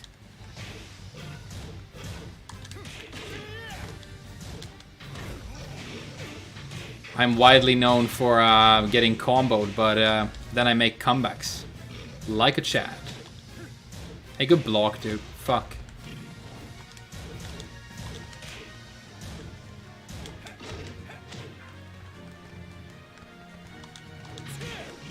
Don't convert! Hey, don't convert. Converting is for bitches, everybody knows that.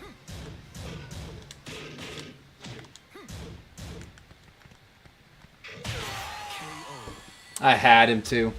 Totally had him. Totally had him. What's your favorite character that was introduced before Tekken 6? I don't know. Older characters are kind of boring, right? Oh, you're supposed to like call them iconic and suck their titties, I know. I don't know. Armor King, I guess. Armor King's cool. This tournament, Miguel.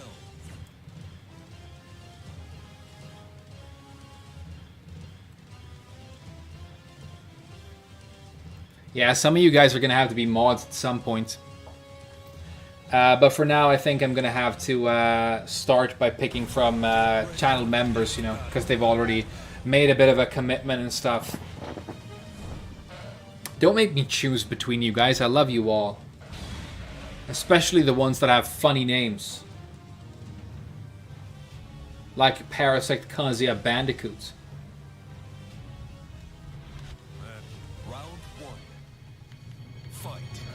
Yeah, thanks for taking a stand against Talon's Gigas.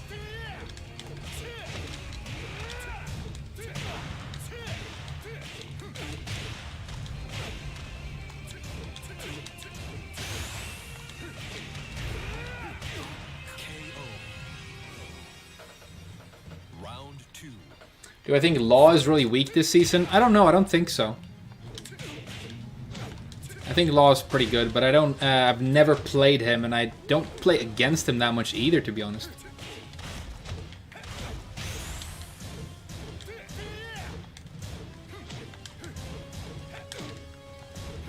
Hey, that's super punishable, dude.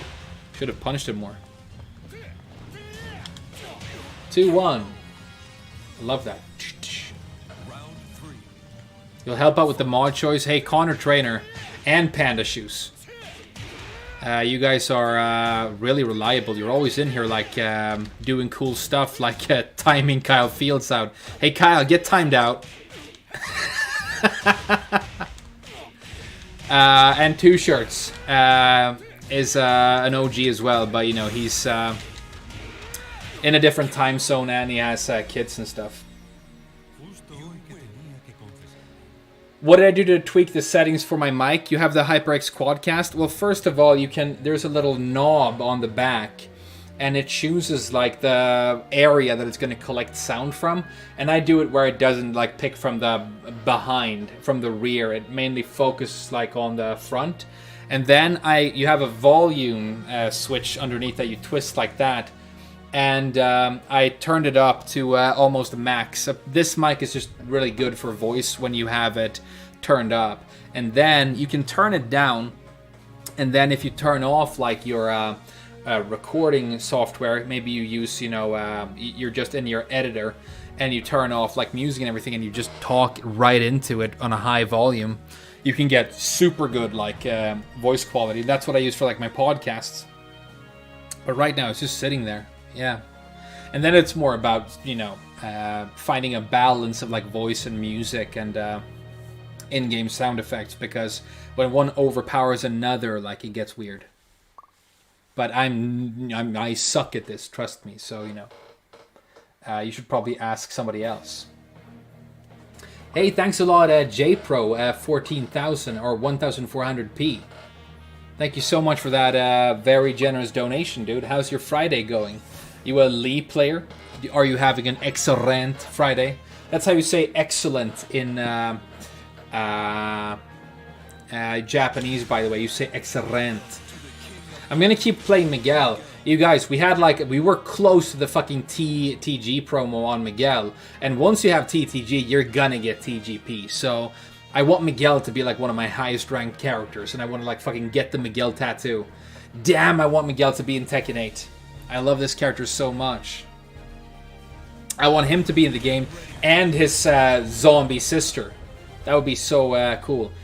Off work? Hey, good shit. It's Friday, dude. You're gonna have this great weekend now that it's Friday and your work is done, right?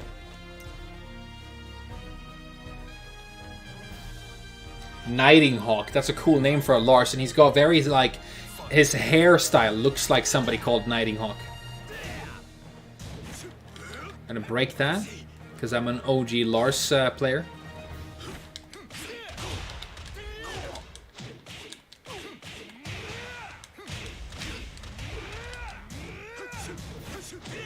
Nice Hurricane Axe.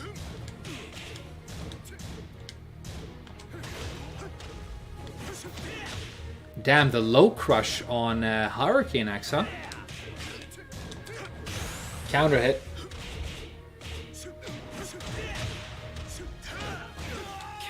That was cool. That was really cool. You know, people actually used to do super cool wall break combos with Lars using that move in Tekken Tag 2. There are some like Lars combo videos out there that go completely nuts. Hey, lightning screw, dude. You don't want to panic that hard. You're winning.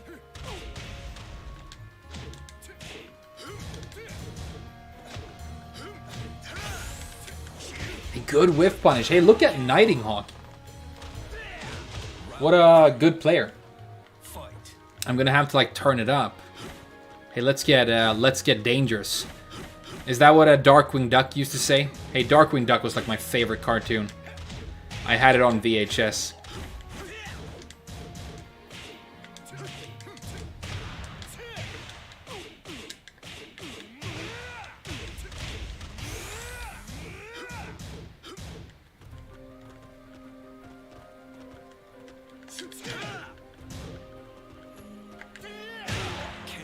All right.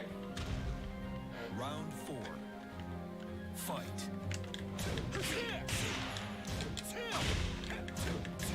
Hey, good patience. Bad punish on the lightning screw by me.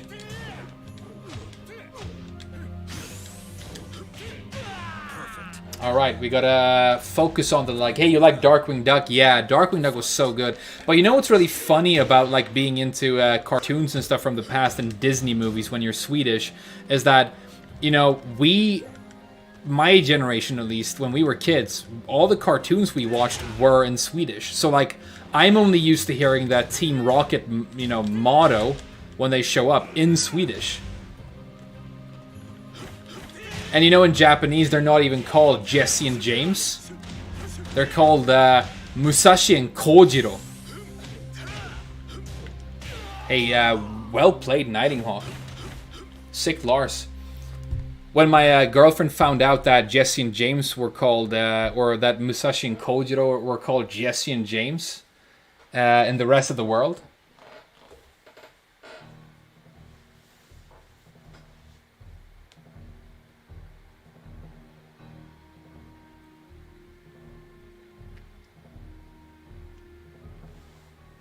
And all the Disney songs, Jungle Book songs.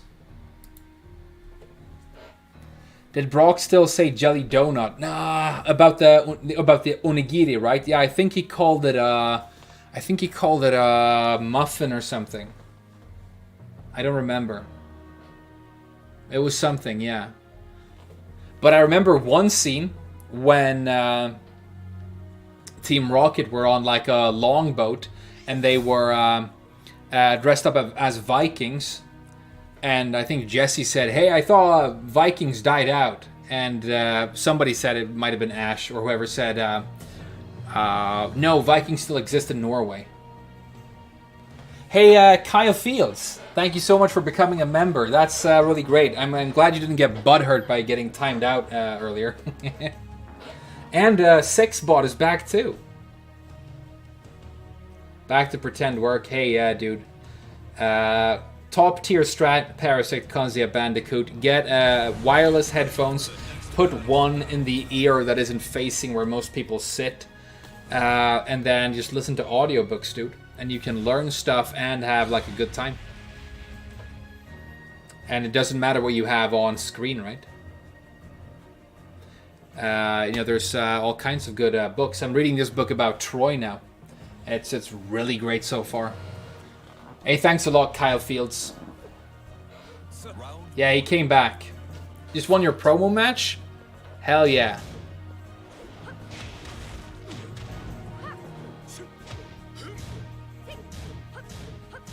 Musashi and Kojiro are legendary samurai. Jesse and James are legendary gunslingers. Hey, that's a top tier theory. That might be true. Instead of like legendary Japanese warriors, they went for like the American equivalent. Hey, that's a top tier theory, dude. I never thought about that. Hey, do you guys have a favorite Pokemon? I used to always have Muck in my team, and I always had Lickitung. Lickitung was sick. You know, Lickitung in Japanese is called Belolinga, which is a cool name. And Muck is called Beto Beton, which means sticky sticky. Troy these nuts, hell yeah. Damn, what a great stream. Yeah, it's gotta be intentional. Jesse James was a single person, yeah, true, that is true. There's a great film with Casey Affleck called The Murder of Jesse James by the Coward Rob Ford. I think it's called. But it's very good. It's a sort of a slow-paced character drama, you know. Alakazam, Lickidee's nuts, hell yeah. Gloom and Coughing, those are good picks, dude. Poison Pokemon were always like my favorite. I tend to like do like full poison teams, which was easy in the early generations because there were so many poison Pokemon in the first generation. It's crazy. Hey, check it out. There's Venonat and Venomoth. There's Muck and Grimer. There's Coughing and Wheezing. There's Oddish Gloom and Vileplume. There's fucking the Bulbasaur line. That's 3 more. There's 2 different lines of, you know, Nidorino, Nidorina, Nidoking, Nidoqueen. There's all these poison Pokemon in the first generations, right? So if you wanted to run like a strong poison team, it was with Tentacruel and Tentacool. Hell yeah. What else? Are there even more poison Pokemon in the first generation? All kinds. And then they kept getting cooler. Some of them are still very usable. I mean, you can run... I used to run Especially offensive Nidoqueen, which worked really well. Hey, I kind of really want to watch this match though, because Nightinghawk has a sick Lars, and he beat me, and Talon has a a half decent Gigas. He tries. Bellsprout line 2. Hey, good point. Victory Bell. Hell yeah. Ekans and Arbok. Yeah, there you go. And those are all, not only are they all poison Pokemon, they're all Generation 1. So they had to like cut back in later generations, I guess. But we've had some really cool high-tier poison Pokemon since then. Toxapex. Salazzle. Seviper. Hey, Acidace497, thank you so much for becoming a member, dude. Another one. Hey, this has been like one of the hardest pop-off streams we've had so far. Yeah, I mean, Nightinghawk is really strong, and Talon, he does his best, Round 3. I'm gonna root for Talon because he's the underdog. Hey, thank you guys so much for becoming members on... Oh, Drapion, totally. Scorpy is like a really cool little dude, and then he turns into Trapion. There's Trubbish, there's fucking Garbodor. Hell yeah. Acid Ace sounds like a move that a poison Pokemon would use. It might even exist. Acid Ace? There's Aerial Ace. And there's Acid Spray. Why not Acid Ace? Is Talon my boyfriend? Not anymore. He just used me for my Gigas knowledge. Zubat and Crobat. Yeah. And Golbat. Those are also Generation 1. It's crazy, right?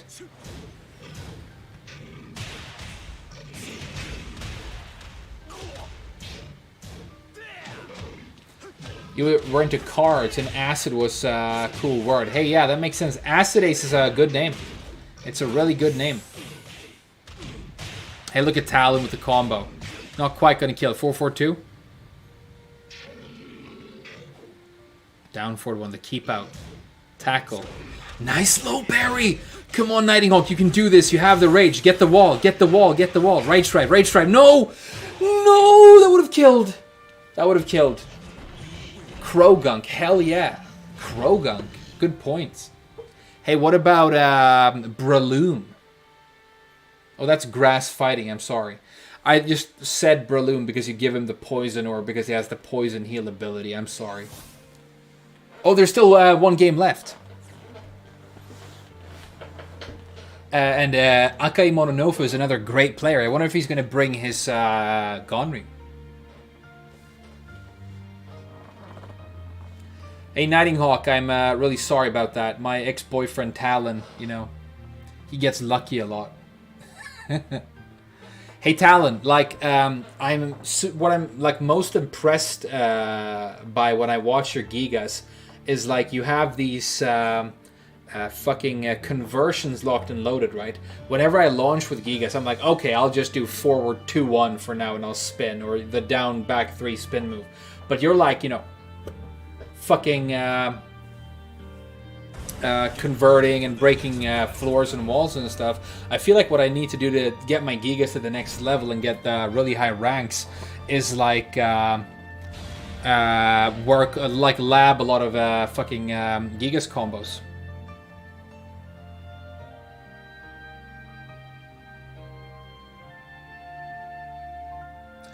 Breloom goes hard nonetheless. You think I have decent Pokemon knowledge? Hey, I used to be pretty fucking serious about it. I used to like, oh my god, sex bots are back. I used to like try and win that competitive Pokemon. But I always, because I'm a hipster, I always ran like, UU team in Ubers and stuff like that. Which is funny because people in those categories don't know how to play like against, my... substitute power-up punch muck or whatever. I used to run a Calm Mind Swoobat. People were not ready for the Calm Mind Swoobat, dude. Quality's nice now. Hey, thanks a lot. I'm still getting that message though. All right, come on, Mononofu. Let's see it. Ah, damn the drop. That's so unfortunate. You had him. Round 2. Fight. Oh, by the way, Roland, are you still there? Hey, I just remembered that you asked earlier if you could join one of the tournaments. I'm really sorry that I didn't remember to invite you to them. If you want to join a tournament next time, I'm definitely going to guarantee you a spot.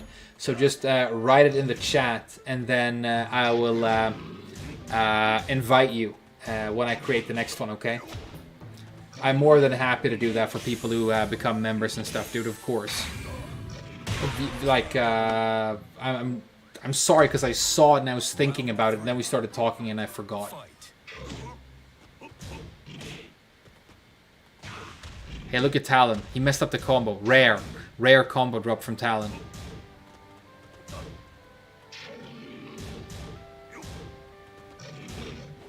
Jump back. Okay. Reached him. Could have launched. Punish while standing 1. He's going to charge it up. Go for the mid. He delayed the high. Damn.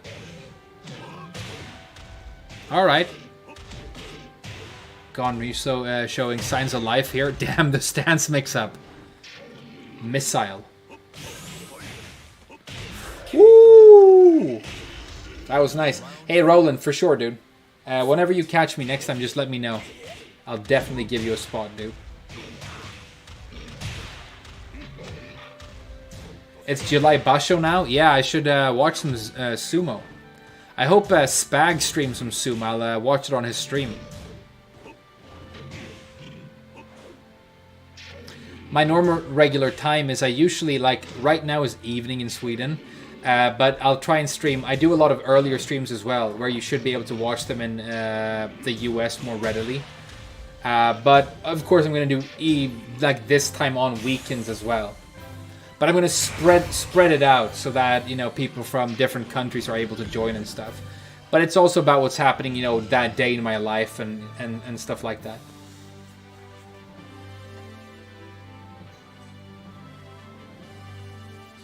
Alright, Talon. Damn.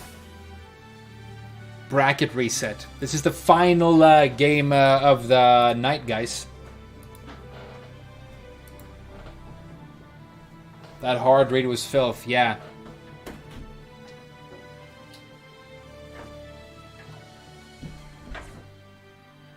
Sumo is cool. It's actually like...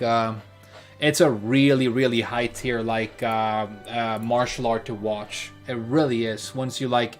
You need to, like, see past the veneer of it being, like, bald, fat dudes, you know, slapping each other. Actually, they're not bald, fat dudes. Did you know that if you're a sumo wrestler, this is true, you have to have the chommage. Chommage is the samurai hairstyle where you have, like, the ponytail that you bend forwards. And if you go bald as a sumo and you can't do the appropriate hairstyle anymore, you have to quit. You can't do it anymore. Even if you're at the top of your game, you know. You know, some people get like super bald at age 25. And you can be like a top of your game sumo wrestler in like, you know, your 30s. But if you can't do the hairstyle because you're too bald, then you have to quit. And you want to know another really interesting thing about sumo? Because they pull each other's, the wrap that they have around the waist, the diaper thing. You know, they only have one. They get given it when they become official real sumo, and then they use the same one for the rest of their career. And they're super expensive, like exclusive items. And I also think you're supposed to never wash them. So they wear the same fucking that for their entire career, and they don't wash it. But if you, during a sumo match, because of what happens or whatever, somebody like pulls it to the side and your dick falls out, and people see your dick, you get disqualified and you lose the match. If people can see your dick, you automatically lose. So you can't respect these nuts. Okay? It's the opposite. Disqualify these nuts. They disqualified these nuts, dude. Alright. Talon is fighting with a life deficit right here. Woo! The up forward two. Did you see that? He hard read the Rage Drive. And the reason and the counter hit. Damn. Akai Mononofu's looking good. It would be so sick if he did this. But, I mean, Talon's the underdog, so let's root for him. Disqualified these nuts, dude. Hey, good punish! Good punish! Nobody punishes that. That's such a good punish. And the fucking emo man. And this is crazy right now, dude. Come on, man. Come on, man. All right, wall break.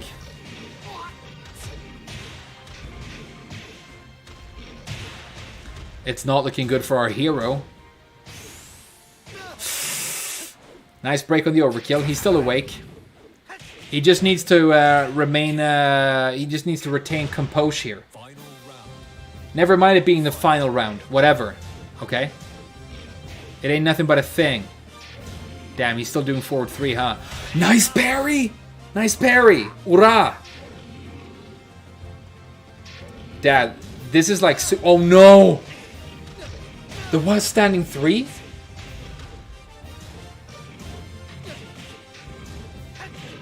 Nice counter hit. That's guaranteed. He didn't duck. He didn't duck. Nice break.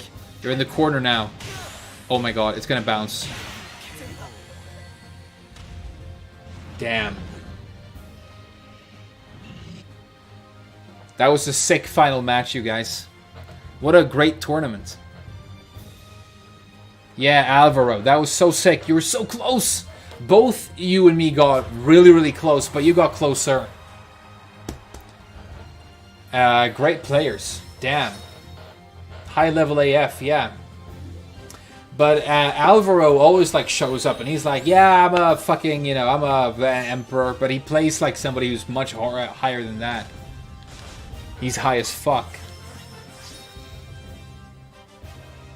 Hey, good games, everyone. That was a sick tournament. I'm going to have to wrap this up in terms of like the stream, guys. But, okay, let me say this before we go.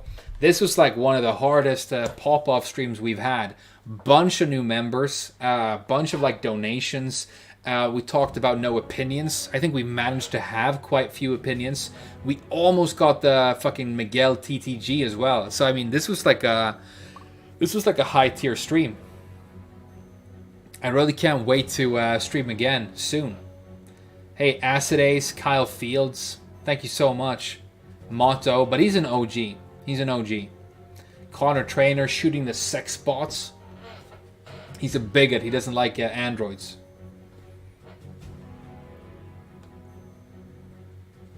Damn, that was a great stream. I had a lot of fun. I'm so glad I streamed tonight.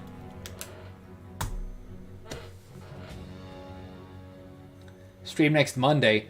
We're definitely going to be streaming this weekend. I don't know about tomorrow, but if I don't stream tomorrow, I'll definitely see you guys Sunday. Yeah. Here, Roland. Opinions are trash. Yeah, no opinions is my version of no questions. And I think my rule is a lot better.